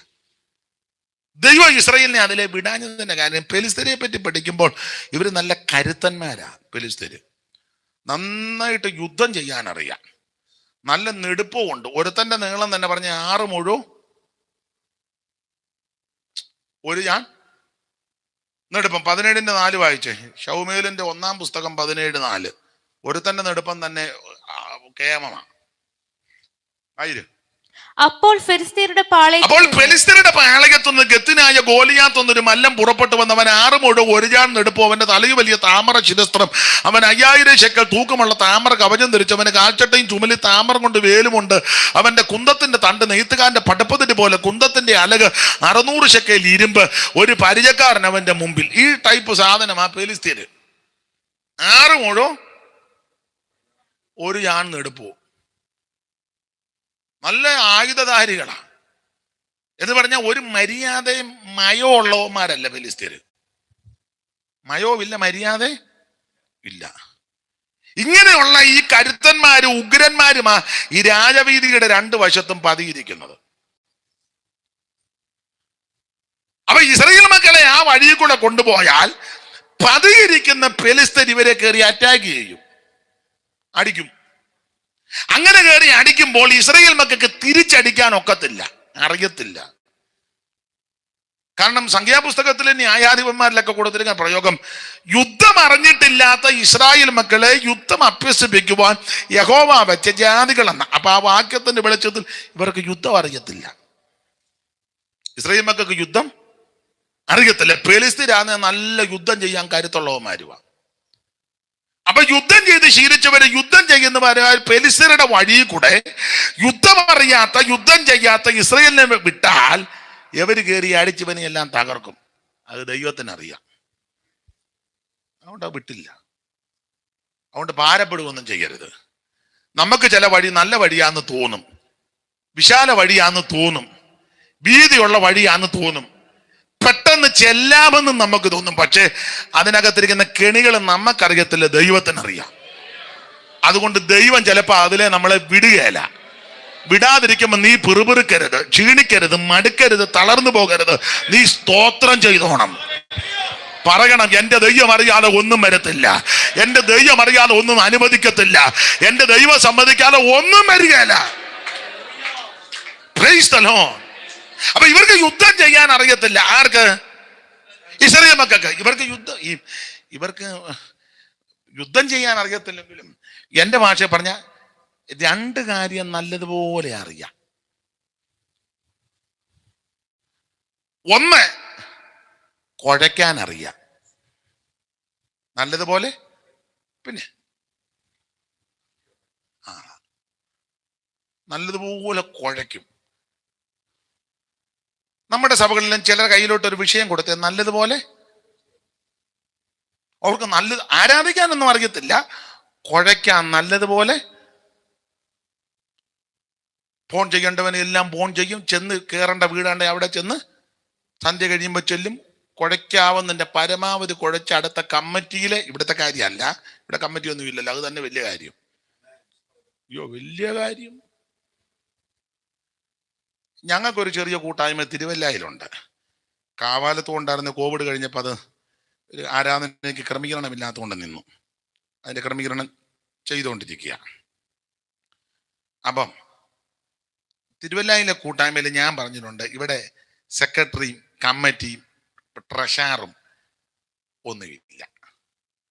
അങ്ങനെ ആർക്കെങ്കിലും താല്പര്യമുണ്ടെങ്കിൽ അടുത്ത് അങ്ങനെയുള്ള സഭകളുണ്ട്, അങ്ങോട്ട് പൊക്കോണം, ഇവിടെ ഇരുന്ന് മെനക്കെടരുത്. പിന്നെ സാമ്പത്തികമായ ചില കാര്യങ്ങൾ കൈകാര്യം ചെയ്യാൻ രണ്ടുപേരെ ഏൽപ്പിച്ചിട്ടുണ്ട്. അത് ട്രഷറൊന്നും അല്ല. അവർ രണ്ടുപേരും ആള് കളിക്കുകയും ചെയ്യരുത്. അതൊക്കെ കണക്കും കാര്യവും കൃത്യമാക്കണം. ഇപ്പോഴത്തെ നിയമങ്ങളുണ്ടല്ലോ, ഇതെല്ലാം ഗവൺമെന്റിനെ അറിയിക്കണം. അപ്പൊ അതിന് രണ്ടുപേരെ ചുമതലപ്പെടുത്തിയിട്ടുണ്ട്. അത് ആയുഷ്കാലമായിട്ട് ഇരുത്തുകയല്ല. ബാക്കി കാര്യമെല്ലാം പൊതുവെ പറയുക എല്ലാവരോടും ഒന്നിച്ച്. അതുകൊണ്ട് എന്ത് മനോസുഖമാണെന്നറിയാവോ? അതെ,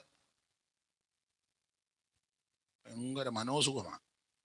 അങ്ങനെയുള്ള വൈതരണികളൊന്നും ഇത് ചില സഭയിൽ ചെന്നാൽ പാസ്റ്റർക്കായാലും ആള് കളിക്കുന്നത് സെക്രട്ടറിയാ. ഇപ്പോൾ സെക്രട്ടറി മുമ്പോട്ട് വന്ന്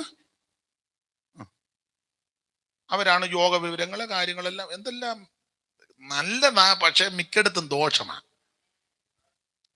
എന്നാൽ വളരെ വിനയവും എളിമയും ദൈവകൃപയും ദൈവഭയവും ഉള്ള ധാരാളം ആൾക്കാരുണ്ട് താനും ഉണ്ട്, ഇല്ലെന്നൊന്നും പറയുന്നില്ല. ഇവർക്ക് രണ്ട് കാര്യം അറിയാം, യുദ്ധം ചെയ്യാൻ അറിയത്തില്ല. രണ്ട് കാര്യം അറിയാം. ഒന്ന്, നല്ലതുപോലെ കുഴയ്ക്കാൻ അറിയാം.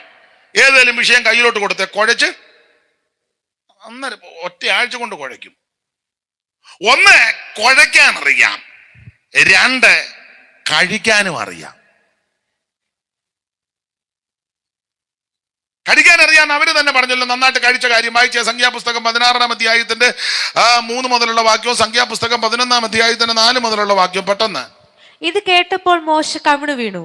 അവൻ കോരഹിനോടും അവന്റെ എല്ലാ കൂട്ടുകാരും പുറപ്പാട് പുസ്തകം 16-ാം അധ്യായത്തിന്റെ 3-ാം വാക്യവും സംഖ്യ 11-ന്റെ 4. പുറപ്പാട് 16:3. ഇസ്രായേൽ മക്കൾ അവരോട്, ഞങ്ങൾ ഇറച്ചിക്കലങ്ങളുടെ അടുക്കൽ ഇരിക്കും. ഞങ്ങൾ ഇറച്ചിക്കലത്തിന്റെ അടുക്കൽ നന്നായിട്ട് കഴിക്കാൻ അറിയാം. ഇറച്ചിക്കലത്തിന്റെ അടുക്കൽ ഇരിക്കുകയും തൃപ്തിയാകും വണ്ണം ഭക്ഷണം കഴിക്കുകയും ചെയ്യും. നന്നായിട്ട് കഴിക്കാൻ അറിയാം. ഇവര് തന്നെ പറയാ ഞങ്ങൾ കഴിക്കാൻ. അവിയലൊന്നും കൊടുത്താൽ അത്ര താല്പര്യമില്ല.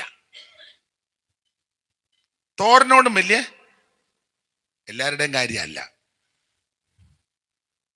ഇറച്ചിക്കലത്തിന്റെ അടുക്കൽ ഇരിക്കുക, തൃപ്തിയാകും വണ്ണം ഭക്ഷണം കഴിക്കുകയും ചെയ്ത നന്നായിട്ട് കഴിക്കാൻ അറിയാം. ചോദിച്ച് മേടിച്ച് കഴിക്കും, അതങ്ങനെ വേണം, നല്ലതാ. പക്ഷെ ആത്മീക വിഷയത്തിൽ അത്രയും താല്പര്യമില്ല. പക്ഷെ ആ പാടിയ പാട്ടിന്റെ ആദ്യം തന്നെ ചോദിക്കുകയല്ല, ആ പറഞ്ഞ വാക്യം ഞാൻ അങ്ങ് വിട്ടുപോയി, റെഫറൻസ് തരാം, ചോദിക്കുകയല്ല. അതേസമയം ഒന്ന് ചെന്നിരുന്നേ, ഭക്ഷണത്തിനിരുന്നേ ചോദിച്ചു മേടിക്കും. അച്ചാറ്, പപ്പടം, എത്ര കൃത്യമായിട്ടാ പറയുന്നേ അല്ലേ? ആ ബീഫ് ഒലത്തിയത് ക്ലിയർ അല്ലേ? അതേസമയം ഒരു അല്ലേലിയ ക്ലിയർ ആയിട്ട് പറയാം, ഹളലു ഹളലു ഹല്ലേലൂയ അങ്ങനെ പറയത്തില്ല. മറ്റ് വിഷയമെല്ലാം നല്ല, ഇതെല്ലാം ദൈവം കണ്ടുകൊണ്ടിരിക്കുക. സ്തോത്രം അങ്ങനെ പറയത്തില്ല, ദൈവം ഇതെല്ലാം കണ്ടുകൊണ്ടിരിക്കുകയല്ലേ. അപ്പൊ രണ്ട് കാര്യം ഇവർക്കറിയാം, ഒന്ന് കുഴയ്ക്കാൻ അറിയാം, രണ്ട് കടിക്കാൻ അറിയാം. യുദ്ധം ചെയ്യാൻ അറിയത്തില്ല. ഞാൻ യുദ്ധമെന്ന് ഉദ്ദേശിക്കുന്നത് ആത്മീക യുദ്ധമാണ്. പോരാടി പ്രാർത്ഥിക്കുന്ന കാര്യമാണ് ഞാൻ പറയുന്നത്. പ്രാർത്ഥിക്കാൻ നേരമില്ല, പ്രാർത്ഥിക്കാൻ അറിയത്തുമില്ല, പ്രാർത്ഥിക്കാൻ താല്പര്യവുമില്ല. അത് മറ്റു കാര്യത്തിനെല്ലാം നല്ല താല്പര്യം. സ്ഥലമൊന്നും പറയുന്നില്ല. നമുക്കൊരു സഹോദരനെ അറിയാമായിരുന്നു. ഞങ്ങള് ഒന്നിച്ചു കൂടുമ്പം ഇവനിങ്ങനെ ഈ വർത്തമാനം പറയാൻ നല്ല സാമർത്ഥ്യവും ബിരുദം. പറയുന്നൊന്നും നല്ല കാര്യമല്ല, ആവശ്യമില്ലാത്തതില്ല ഈ പറയുന്നത്. അവരുടെ കുറ്റവും ഇവരുടെ കുറ്റവും. അപ്പൊ ഈ വീട്ടിലെ അച്ഛൻ, ഞങ്ങളുടെ ഇടയ്ക്ക് ചിലപ്പോൾ വീട്ടിലെ അച്ഛൻ പറഞ്ഞു, എൻ്റെ പാസ്റ്റർ ഇവനെ കൊണ്ടങ്ങ് പൊറുതി മുട്ടി, വരരുതെന്ന് പറയുന്നത് എങ്ങനെ? എന്തോ ചെയ്യാൻ, ഇവൻ വന്നാൽ നമുക്ക് വന്ന് വർത്താൻ, നമ്മൾ മറ്റു കാര്യങ്ങൾ നല്ല കാര്യങ്ങളൊക്കെ, പുള്ളി നല്ല അറിവുള്ള മനുഷ്യനാ, ലോകപരമായിട്ടും ഒക്കെ നല്ല അറിവ്. അപ്പൊ പുള്ളിന്ന് ഒത്തിരി കാര്യം പഠിക്കാനുണ്ട്. അപ്പൊ ഞങ്ങൾ അവസരം കിട്ടുമ്പോൾ പോയിരുന്ന് കേൾക്കും. ഇവൻ വന്ന് അത് കുഴയ്ക്കുക, ഇവൻ വന്ന് വേറെ വിഷയങ്ങളാണ് ചർച്ച ചെയ്യുന്നത്, അതൊന്നും പൊതുവെ പറയാൻ കൊള്ളുന്നതല്ല. പുള്ളി ഒരിക്കൽ എന്നോട് പറഞ്ഞ്, ഇവൻ വരുന്നോട്ട് എന്നെ, ഞാൻ പറഞ്ഞ മാർഗമുണ്ട്, ഇവനെ നമുക്ക് വിടാൻ മാർഗമുണ്ട്. നാളെ എങ്ങനെ, അയ്യോ പാസ്റ്റർ ഒന്നും പറഞ്ഞ് അവരോട് പിണങ്ങരുത്, അവൻ വേറൊരു ടൈപ്പാ. ഞാനൊന്നും പറഞ്ഞ് പിണങ്ങത്തില്ലെന്ന് ഞാൻ പറഞ്ഞു. പിറ്റേന്ന് ഞങ്ങൾ എന്ന് വർത്താനം തുടങ്ങിയപ്പോൾ ഇവൻ വന്നുടനെ ഞാൻ പറഞ്ഞു, കുഞ്ഞോച്ചാൻ നമുക്ക് കുറച്ചു നേരം പ്രാർത്ഥിക്കാം. അദ്ദേഹം കൂടെ വന്നല്ലോ, വന്നാട്ടെ നമുക്ക്. ഉടനെ പറഞ്ഞു, അയ്യോ എനിക്ക് ഒരു സ്ഥലം വരെ അത്യാവശ്യം പോണം, നിങ്ങൾ പ്രാർത്ഥിച്ചോ. ഞാൻ പറഞ്ഞില്ല, വാ നമുക്ക് ഇച്ചിരി പ്രാർത്ഥിച്ചു വെച്ചു. അവൻ അന്നേരം പോയി. പിന്നെ ഇവൻ 2-3 പ്രാവശ്യം ഇങ്ങനെ വന്നപ്പോഴും പ്രാർത്ഥിക്കാന്ന് പറഞ്ഞ് ഞങ്ങളോട് പ്രാർത്ഥനയ്ക്ക് ഇരിക്കുകയും ചെയ്തു. അവനങ്ങ് പോയി. ഞങ്ങൾ പിന്നെ കുറച്ചു നേരം പ്രാർത്ഥിക്കും, അത് കഴിഞ്ഞ് സംസാരിക്കും. ഉണ്ടോ? ചിലതിനെ ഒഴിവാക്കാൻ ഇതേ ഉള്ളു.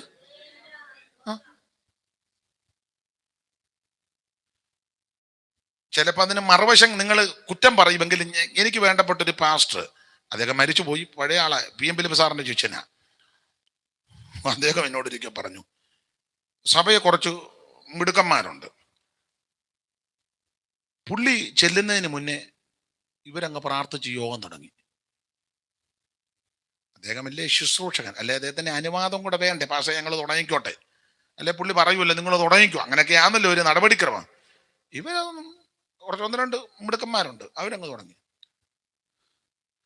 പുള്ളി ഒന്നും മിണ്ടിയില്ല, പുള്ളിയും ചെന്നിരുന്നു. പുള്ളി വാതക്കലായിരുന്നത്. പുള്ളിയും പിന്നെ പ്രാർത്ഥിച്ചു. എല്ലാവരും ഒടുവിൽ തീരുന്ന മുറയ്ക്ക് പറഞ്ഞു, അച്ചായൻ എന്നാ പ്രാർത്ഥിച്ച് നിർത്താൻ പറഞ്ഞു. പുള്ളി ഒന്നും മിണ്ടില്ല. പുള്ളി ആ വാതിലിൻ്റെ അവിടെ മുട്ടയെ കുത്തി ഇങ്ങനെ നിന്നങ്ങ് പ്രാർത്ഥിച്ചു, ശരിക്കങ്ങ് പ്രാർത്ഥിച്ചു. ഞാൻ ചോദിച്ചു, എത്ര നേരം? ഞാനൊരു 1.25 മണിക്കൂർ പ്രാർത്ഥിച്ചെന്ന്. പ്രാർത്ഥിക്കുന്നല്ല, ഇവർക്ക് വേണ്ടിയാ പ്രാർത്ഥിക്കുന്നത്, അവർക്ക് വേണ്ടിയാ. PM ഫിലിപ്പിന്റെ ശിഷ്യനാ. പിന്നെ അവര് വന്ന് പറഞ്ഞു, പാസ്റ്റർ ക്ഷമിക്കണം. പറഞ്ഞ് ഒരു നടത്തിപ്പില്ല എല്ലാത്തിനും. പ്രാർത്ഥന തെറ്റാന്നല്ല, ഇവർക്ക് 2 കാര്യം അറിയാം ഇസ്രായേലിന്. ഒന്ന് കുഴയ്ക്കാൻ അറിയാൻ, 2 കടിക്കാൻ അറിയാൻ. യുദ്ധം ചെയ്യാൻ അറിയത്തില്ല. ആത്മീക യുദ്ധം, നമുക്കൊരു ആത്മീക യുദ്ധമുണ്ട്. നമുക്കൊരു എതിരാളിയുണ്ട്. അത് ബന്ധുക്കളും ചാർച്ചക്കാരും അയലത്തുകാരും മനുഷ്യരാരുമല്ല, പിശാച്. നമ്മുടെ വൈരിക ശത്രുവാകുന്ന പിശാച്, അവനോടാണ് നമുക്ക് യുദ്ധം. ആ യുദ്ധം നടക്കുന്നത് പ്രാർത്ഥനാ മുറിക്കകത്താ. ആത്മാവിൽ പോരാടി പ്രാർത്ഥിക്കണം.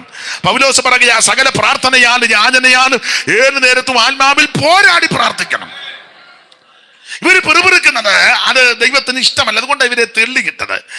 അത് ആ ഭാഗമൊന്നും അധികം വിവരിക്കുന്നില്ല, ദൈവത്തിന്റെ ഭാഗത്തെ സമയത്തെയും ഭയപ്പെടുന്നല്ലോ. ഒന്ന്, ഇവര് ബാൽപെയോറിനോട് ചേർന്നു, അതുകൊണ്ട് തെള്ളിക്കിട്ടു. രണ്ട്, ഇവർ മനോഹര ദേശത്തെ നിരസിച്ചു, അതുകൊണ്ട് തെള്ളിക്കിട്ടു. മൂന്ന്, ഇവര് കൂടാരങ്ങളിൽ വെച്ച് പിറുപിറുത്തു. 12 സ്ഥലത്ത് വെച്ചായി ഇവര് പിറുപിറുത്തത്. അതിൽ ഒരു കാര്യമേ ഞാൻ പറഞ്ഞുള്ളൂ. ഇവര് പിറുപിറുത്ത് പ്രശ്നമുണ്ടാക്കിയപ്പോ തമ്പുരാൻ മോശയോട് പറഞ്ഞു, മിണ്ടാതിരിക്കാൻ പറ ജനത്തോട്, ഞാൻ വഴിയൊരുക്കാൻ പോയാ. തമ്പുരാൻ മോശയോട് പറഞ്ഞു, നീ ഒരു കാര്യം വടിയെടുത്ത് നീട്ടാൻ പറഞ്ഞു. മോശ വടിയെടുത്ത് ചെങ്കടലിന്മേൽ നീട്ടി. മാനുഷിക കണ്ണുകൊണ്ട് ജഡീകന്മാര് നോക്കുമ്പോ ചിലപ്പോ ചിന്തിക്കുക, എടാ ഈ കിളവനെ ഉണക്കക്കമ്പ് പിടിച്ചോണ്ട് നിൽക്കുക, ചെങ്കടല് ഇളകി നിൽക്കുക, പുറകെ പറവോന്റെ സൈന്യം വരുന്നു, 600 ഇരുമ്പ് രഥങ്ങൾ സെലക്ട് ചെയ്തത്, വേറെ അസംഖ്യം, കൈ കിട്ടിയാൽ വെച്ചേക്കുകയല്ല. അന്നേരം മൂപ്പിലാ നിൽക്കുക ഉണക്കക്കമ്പുമായിട്ട്. ഇയൊക്കെ എന്നാ പറഞ്ഞാൽ ഒരു കമ്പുണ്ട്. ഈ ജഡീകനും അനാത്മീകനും ദൈവത്തോട് ബന്ധമില്ലാത്തവന്റെ കണ്ണുകൊണ്ട് നോക്കുമ്പോൾ ഉണക്കക്കമ്പുമായിട്ട് വല്യപ്പൻ നിൽക്കുന്നു. പക്ഷെ ആത്മക്കണ്ണ് തെളിഞ്ഞ് യെശയ്യാ പറഞ്ഞത്, മോശ വടിയെടുത്ത് നീട്ടിയപ്പോൾ മോശയുടെ വലങ്കയുടെ മീതെ യഹോവയുടെ മഹത്വമുള്ള ഭുജം വന്നു. Praise the Lord. ആത്മക്കണ്ണ് തെളിഞ്ഞവനെ കാണാം മഹത്വമുള്ള ഭുജം അതിന്റെ മീതെ നിൽക്കുന്നത്. Praise the Lord. മോശയുടെ വലങ്കയ്ക്ക് മീതെ യഹോവയുടെ മഹത്വമുള്ള ഭുജം വെളിപ്പെട്ടു. ചെങ്കടല് വായും പിളർന്ന് നിൽക്കുക, വിടുങ്ങാൻ, ഇസ്രയേലിനെ വിടുങ്ങാൻ. അതാ യെശയ്യാ പ്രവചനത്തിൽ വായിക്കുന്നുണ്ട്, ആ യഹോവ മിസ്രയീം കടലിന്റെ നാവിന്, അപ്പൊ ഇത് വിഴുങ്ങാൻ നിൽക്കുക, നാവും വാ പിളർന്ന് ഇസ്രയേൽ മക്കളെ വിടുങ്ങാൻ. ദൈവം തമ്പുരാൻ ഒരു പരിപാടി ചെയ്തു. തമ്പുരാൻ സ്വർഗത്തിൽ കൗൺസിൽ കൂടി ഒരു ദൂതനോട് പറഞ്ഞു, താഴോട്ടൊന്ന് ചെന്നേക്കാൻ പറഞ്ഞു. അപ്പൊ ഈ ചെങ്കടലിൽ ഇങ്ങനെ വായും പിളർന്ന് നിൽക്കുക, ദൈവമക്കളെ വിഴുങ്ങാൻ. ദൂതൻ ഇങ്ങോട്ടൊന്നൊരു ഒറ്റ അടി അടിച്ചു. ഒറ്റ അടി അടിച്ചപ്പോ 7 കൈവഴിയായിട്ട് ചെതറി.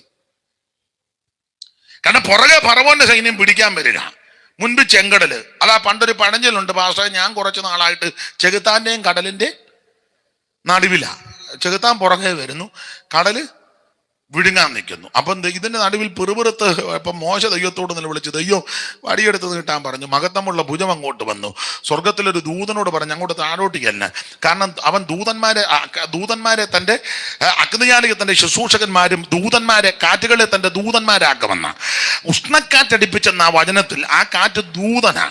കോടി ദൂതന്മാരുണ്ട്, ശക്തിയും ബലവുമേറിയ ദൂതന്മാർ. ഒരു ദൂതനോട് പറഞ്ഞ് താഴോട്ടിക്കല്ലാൻ, ഒരു ദൂതൻ അങ്ങോട്ട് താഴോട്ട് എന്ന് വാ പിളർന്നു നിന്ന വൈരിക്കിട്ട് ഒറ്റയടി അടിച്ചപ്പം 7 കൈവഴിയായിട്ട് ചെതറുക മാത്രമാണോ, ചെരുപ്പ് നനയാണ് മറുകര കയറ്റി. നിങ്ങളാണ്ട 13-ാം അധ്യായത്തിന്റെ 15 വായിച്ചേ. യെശയ്യാ പ്രവചനം 13:15 വേഗത്തിലൊന്ന് വായിച്ചേ മോളെ, സമയമായി നിർത്താം. 13:15 ആ താളിഞ്ഞോട്ട് മറിക്കുമ്പോ ഇടത്ത് വെച്ചത്ത് ആ 2-ാമത്തെ ഭാഗം. കണ്ടുകിട്ടുന്നവനെയൊക്കെയും കുത്തിക്കൊല്ലും. വായിച്ചേ, എനിക്ക് തെറ്റിയതാണ്.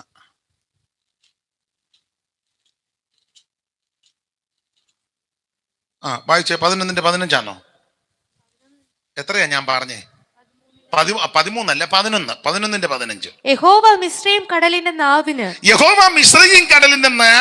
ഉന്മൂലനാശം വരുത്തും. അടുത്തത്, അവൻ ഉഷ്ണക്കാറ്റോടുകൂടെ നദിയുടെ മീതെ കൈ ഓങ്ങി അതിനെ അടിച്ച് 7 കൈവഴികളാക്കി ചെരുപ്പ് നനയാതെ കടക്കുമാറാക്കി. മോശ ഉണക്കക്കമ്പുമായിട്ട് നിൽക്കുന്നത് അനാത്മീകന് തോന്നും, ജഡീകന് തോന്നും. പക്ഷെ മോശയുടെ വലങ്കയുടെ മീതെ ദൈവത്തിന്റെ മഹത്വമുള്ള ഭുജം വന്നു. ഭുജം വരിക മാത്രമല്ല, ശക്തിയുള്ള ദൂതനോട് പറഞ്ഞ് താനോട്ടിറങ്ങി അടിക്കാൻ ഒറ്റ അടി അടിച്ചപ്പോ 7 കൈവടിയായി ചെതറി. ചെരുപ്പ് നനയാണ് മറകര. ദൈവം നിനക്ക് വേണ്ടി പുത്തൻ വഴി തുറക്കും. ദൈവം തുറന്നാൽ ആരും അടക്കത്തില്ല. ശത്രുവിന്റെ ഇഷ്ടത്തിന് ദൈവം നിന്നെ ഏൽപ്പിച്ചു കൊടുക്കത്തില്ല. നീ പട്ടുപോകാൻ ദൈവം അനുവദിക്കത്തില്ല. അതുകൊണ്ട് പിറുപിറുക്കരുത്. എല്ലാത്തിനും സ്തോത്രം ചെയ്തോണം. പിറുപിറുക്കരുത്. ദൈവത്തിന് മഹത്വം. ഒരു വാക്യവും കൂടെ വായിച്ച് എൻ്റെ വാക്കുകൾ ഇന്ന് അങ്ങ് നിർത്താം. ഞാൻ ഈ ഭാഗം സംസാരിക്കുമ്പം ഇവരെ തെള്ളിയിടാനായിട്ട് 37 കൂട്ടം കാര്യമുണ്ട്. അതിൽ ഇപ്പം 3-4 കാര്യമേ പറയുന്നുള്ളൂ. ബാക്കി ദൈവം അനുവദിക്കുന്നെങ്കിൽ, നിങ്ങൾക്കും സമയവും സന്ദർഭവും ഒക്കെ ലഭിക്കുകയാണെങ്കിൽ, കർത്താവ് അനുവദിക്കുകയാണെങ്കിൽ എന്നെങ്കിലും എവിടെ വെച്ചെങ്കിലും നമുക്ക് ചിന്തിക്കാം.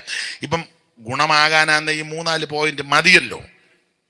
സ്തോത്രം. ഒരു കാര്യം കൂടെ പറഞ്ഞു നിർത്താം.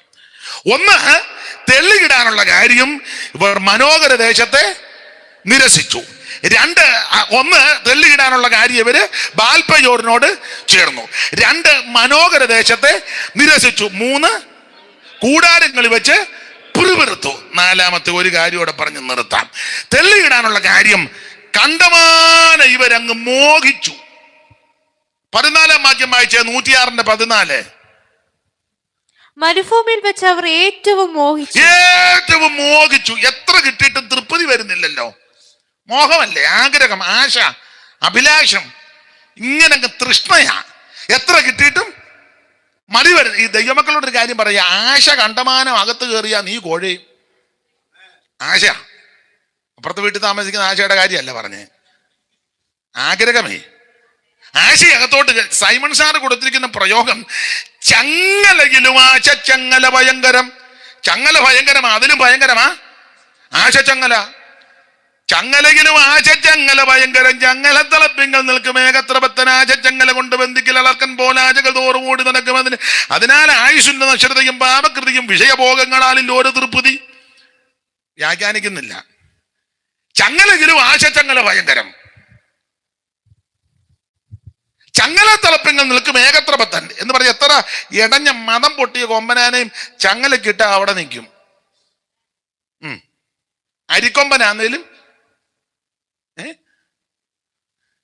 അവിടെ നിൽക്കും. ഉച്ചവെല്ലം കെട്ടി ചങ്ങലക്കിട്ട ഏത് അരിക്കൊമ്പനാന്നേലും. പക്ഷെ ആശച്ചങ്ങല കൊണ്ട് ബന്ധിക്കിൽ അളർക്കൻ പോൽ ആശകൾ തോറും ഓടി നടക്കും. ആശച്ചങ്ങല കൊണ്ട് ബന്ധിച്ച് അളർക്കൻ പേപ്പട്ടി നടക്കുമ്പോൾ നടക്കും. അളർക്കൻ എന്ന് പറഞ്ഞാൽ പേപ്പട്ടി, കുക്കുരം പട്ടി. അളർക്കൻ പേപ്പട്ടി. ആശച്ചങ്ങല അകത്തോട്ട് കയറിയ പേപ്പട്ടി നടക്കും പോലെ എന്ന് പറഞ്ഞ സ്വസ്ഥതയില്ലെന്ന്. ദൈവമക്കൾക്ക് ഇങ്ങനെയുള്ള ആശകൾ കയറരുത്. ക്രിസ്തുവിന്റെ പരിജ്ഞാനത്തിന് വിരോധമായി പൊങ്ങി വരുന്ന ഉയർച്ചകളെ, വിചാരങ്ങള് പിടിച്ചടക്കണം. ആത്മാവിൽ ബലപ്പെടണം. ഇവർക്ക് ഒത്തിരി മോഹം. എത്ര കിട്ടിയിട്ട് തൃപ്തി വരുന്നില്ലല്ലോ. പൂന്താനം പണ്ടൊരു വരി പറഞ്ഞ അർത്ഥം, എത്ര വളരെയുണ്ടാകലും തൃപ്തിയാകാം മനുഷ്യൻ ഒരു കാലം. 10 കിട്ടുകൾ 100 മതിയെന്ന്, ശതമാകുകൾ സഹസ്രം. എത്ര കിട്ടിയിട്ടും മതി വരുന്നില്ല. ദൈവമക്കൾ സംതൃപ്തരായിരിക്കണം. ഞാൻ സഭയിലുമൊക്കെ പറയും, ഈ കിട്ടാത്തതിന് കടന്ന് പിറുപിറുക്കാതെ കിട്ടിയതിനെല്ലാം നന്ദി പറ. ആയുസ് തന്നല്ലോ, ആരോഗ്യം തന്നല്ലോ, ബലം തന്നല്ലോ, ശക്തി തന്നല്ലോ, അവസരങ്ങൾ തന്നല്ലോ, അതിനങ്ങ് സ്തോത്രം പറ. ഇവര് കണ്ടമാനം അങ്ങ് മോഹിച്ചു. ഈ പല ദൈവമക്കളും പറയുന്നൊരു കാര്യം പറയാം. ചെല്ല് പറയാനുണ്ട്, ഞങ്ങൾ ഇന്നതിന് പ്രാർത്ഥിച്ചു ദൈവം തന്നു, ഇന്ന വിഷയം പ്രാർത്ഥിച്ചു ദൈവം തന്നു, ഇന്ന വിഷയം ദൈവത്തിന്, അതിലൊക്കെ ഞങ്ങൾ ചോദിച്ചതിനെല്ലാം ദൈവം ഞങ്ങൾക്ക് മറുപടി നൽകി. എനിക്ക് അങ്ങനത്തെ സാക്ഷ്യം കേൾക്കുമ്പോൾ വെപ്രാളവാ. അതോടെ പറഞ്ഞങ്ങ് നിർത്താം. ഞങ്ങൾ ഇന്ന വിഷയത്തിന് പ്രാർത്ഥിച്ചു ദൈവം തന്നു, ഇന്ന വിഷയം പ്രാർത്ഥിച്ചു ദൈവം തന്നു, ഇന്ന കാര്യം പ്രാർത്ഥിച്ചു ദൈവം തന്നു. ഞങ്ങൾ പ്രാർത്ഥിച്ചതിനെല്ലാം ദൈവം ഞങ്ങൾക്ക് ഇന്ന വണ്ടി, ഇന്ന വീട്, ഇന്ന ജോലി, ഇന്ന സാലറി, കല്യാണം, അതൊക്കെ നല്ല കാര്യമാണ്. ഞങ്ങൾ പ്രാർത്ഥിച്ചതിനെല്ലാം ദൈവം ഞങ്ങൾക്ക് മറുപടി നൽകി.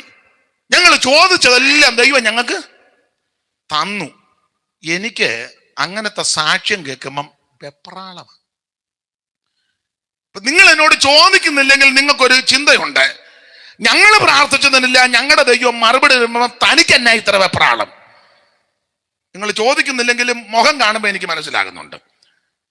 ഞങ്ങൾ പ്രാർത്ഥിച്ചു, ഉപവസിച്ച് പ്രാർത്ഥിച്ച വിഷയത്തിനൊക്കെ ഞങ്ങളുടെ ദൈവം മറുപടി പറയുമ്പോൾ തനിക്ക് എന്നാ ഇത്ര മറുപടി. എനിക്ക് വെപ്രാളം വരാൻ നിങ്ങളോട് വൈരാഗ്യം ഉണ്ടായിട്ടോ നിങ്ങളുടെ വിഷയങ്ങൾ നല്ലതായതുകൊണ്ടോ ചീത്തയായതുകൊണ്ടല്ല. എനിക്ക് വെപ്രാളം വരാൻ വേറൊരു വാക്യം എൻ്റെ അകത്തിരിക്കുന്നത് കൊണ്ടാണ്. ഇപ്പം വീണ്ടും നിങ്ങൾക്ക് എന്നോടൊരു ചോദ്യം, ഇയാളെ വെപ്രാളപ്പെടുത്തുന്ന വാക്യം ഏതാ? മറുപടി കേൾക്കണോ?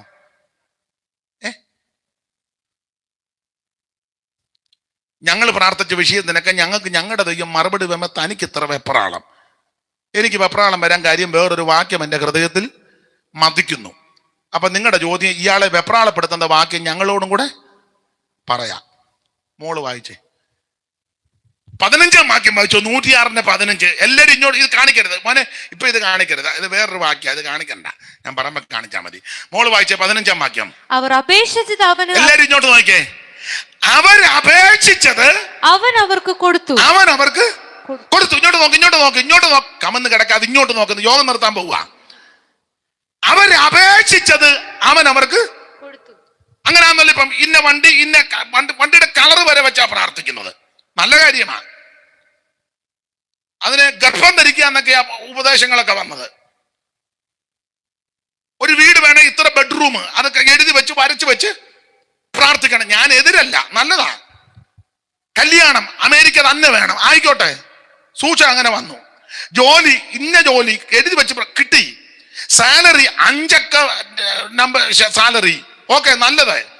6 അക്ക വായിക്കോട്ടെ, എല്ലാം കിട്ടി. അതാ അവിടെ വായിക്കുന്നത്. അവരപേക്ഷിച്ചത് അവൻ അവർക്ക് കൊടുത്തു. നോക്കിയേ, അവരപേക്ഷിച്ചത് അവൻ അവർക്ക് കൊടുത്തു. നല്ല വിടുതലിന്റെ സാക്ഷ്യം. ഈ സാക്ഷ്യം കേൾക്കുമ്പോ പാസ്റ്റർമാരും പറയും, കരമുയർത്ത് ദൈവത്തെ സ്തുതിച്ചാട്ടെ, ഹല്ലേലൂയ, ഒരിക്കൽ കൂടെ ഹല്ലേലൂയ. ആ ദൈവദാസന്, ആ ദൈവദാസിക്ക്, ആ സഹോദരന്, സഹോദരിക്ക് അവർ പ്രാർത്ഥിച്ചതിന് ദൈവം മറുപടി കൊടുത്തതിനായി നല്ല കാര്യം. അവരപേക്ഷിച്ചത് അവൻ അവർക്ക് കൊടുത്തു. അടുത്ത വാക്യവും കൂടെ വായിക്കണം, അതാ വെപ്രാളം. എങ്കിലും അവരുടെ പ്രാണന് ക്ഷയം അയച്ചു. അതാ വെപ്രാളം. അവരപേക്ഷിച്ചത് അവൻ അവർക്ക് കൊടുത്തു. ചേർത്ത് വായിക്കണം. എങ്കിലും അവരുടെ പ്രാണന് അവൻ ക്ഷയം അയച്ചെന്ന്. അതാ എനിക്ക് വെപ്രാളം. എന്നെ കേൾക്കുന്ന മാന്യ സഹോദരി സഹോദരന്മാരെ, ദൈവദാസന്മാരെ, ഒരു കാര്യം വചനത്തിന് വിളിച്ചിട്ട് പറയാ, നീ പ്രാർത്ഥിച്ചതിനല്ല മറുപടി കിട്ടിയില്ലെങ്കിലും നിന്റെ പ്രാണൻ ക്ഷയിക്കാത്തതാ നല്ലത്. നീ ചോദിച്ചതിനെല്ലാം മറുപടി കിട്ടിയില്ലെങ്കിലും നിന്റെ പ്രാണനം ക്ഷയിക്കാത്തതാ നല്ലത്. വേണമെങ്കിൽ നീ പ്രാർത്ഥിക്കുമ്പോ ഒക്കുന്നെങ്കിൽ ഇങ്ങനെ ഒന്ന് പ്രാർത്ഥിയിര്. ഒക്കുന്നെങ്കിൽ എന്റെ കർത്താവേ, എന്റെ പ്രാണന് ക്ഷയം വരുന്നൊന്നും എനിക്ക് വേണ്ട. ഒന്നുകൂടെ തെളിച്ചു പറയാ, എന്റെ ആത്മീകത്തിന് ഭംഗം ഉണ്ടാക്കുന്ന ഒന്നും എനിക്ക് വേണ്ട. ദൈവദാസന്മാരോട് പറയാ, ശുശ്രൂഷയ്ക്ക് ഭംഗം ഉണ്ടാക്കുന്ന ഒന്നും നമുക്ക് വേണ്ട. കൂട്ടായ്മയ്ക്ക് ഭംഗം ഉണ്ടാക്കുന്ന ഒന്നും വേണ്ട. അത് വീടാന്നേലും, വണ്ടിയാന്നേലും, വസ്തുവാന്നേലും, ജോലിയാന്നേലും, അയാൾ പൊസിഷൻ ആന്നേലും, എന്റെ ആത്മീകത്തിന്, ശുശ്രൂഷകൾക്ക്, ആരാധനയ്ക്ക്, കൂട്ടായ്മയ്ക്ക് ഭംഗം ഉണ്ടാക്കുന്ന ഒന്നും നമുക്ക് വേണ്ട.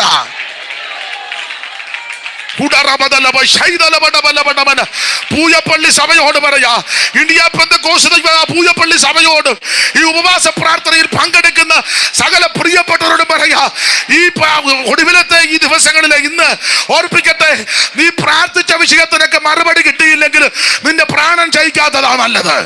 നീ പട്ടുപോകാത്തതാ നല്ലത്. അവ അനേകർ ചിലപ്പം വിടുതല കിട്ടിയെന്ന് പറയും, അത് പറഞ്ഞോട്ടെ. പക്ഷെ നിന്റെ വിഷയത്തിനെല്ലാം വിടുതല കിട്ടിയില്ലെങ്കിലും നിന്റെ പ്രാണൻ ക്ഷയിക്കാത്തതാ നല്ലത്. ഇന്ന് രാവിലെ ഈ പകൽ ഒരു തീരുമാനമെടുക്ക്. എന്റെ ദൈവമേ, എന്റെ ശുശ്രൂഷയ്ക്ക് ഭംഗമുണ്ടാക്കുന്ന ഒന്നും എനിക്ക് വേണ്ട.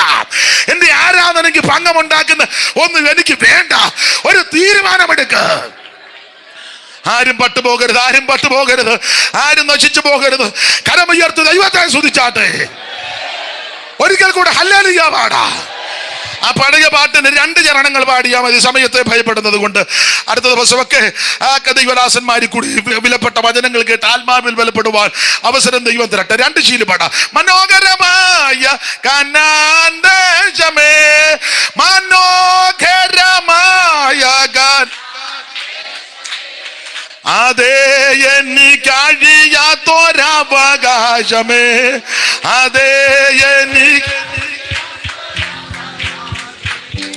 എൻ സങ്കടങ്ങൾ സകലവും തീർന്നു പോയി, സംഹാരം എന്നെ കടന്നു പോയി,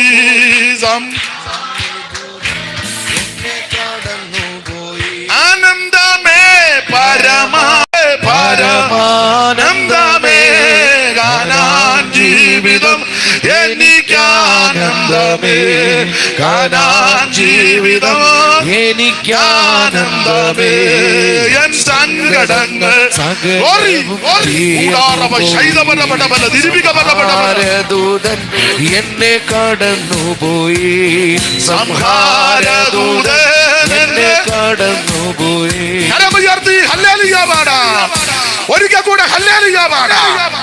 ഇന്നലെ പകലും വൈകിട്ടും ഇന്നേ പകലും ഇവിടെ വന്ന് ശുശ്രൂഷിപ്പാൻ ദൈവം കൃപ നൽകി ക്ഷണിച്ച ബഹുമാന്യ കർത്തദാസനും സഭയ്ക്കും നന്ദി. ഓർക്കുന്ന സമയം എളിയവനെയും കുടുംബത്തെയും ശുശ്രൂഷകളെ ഓർത്ത് പ്രാർത്ഥിക്കണമെന്ന് ഒരിക്കൽ കൂടി അപേക്ഷിക്കുന്നു. എല്ലാവരോടും അപേക്ഷിക്കുന്നു. കർത്താവിന്റെ വരുവനായിട്ട് ഒരുങ്ങാം.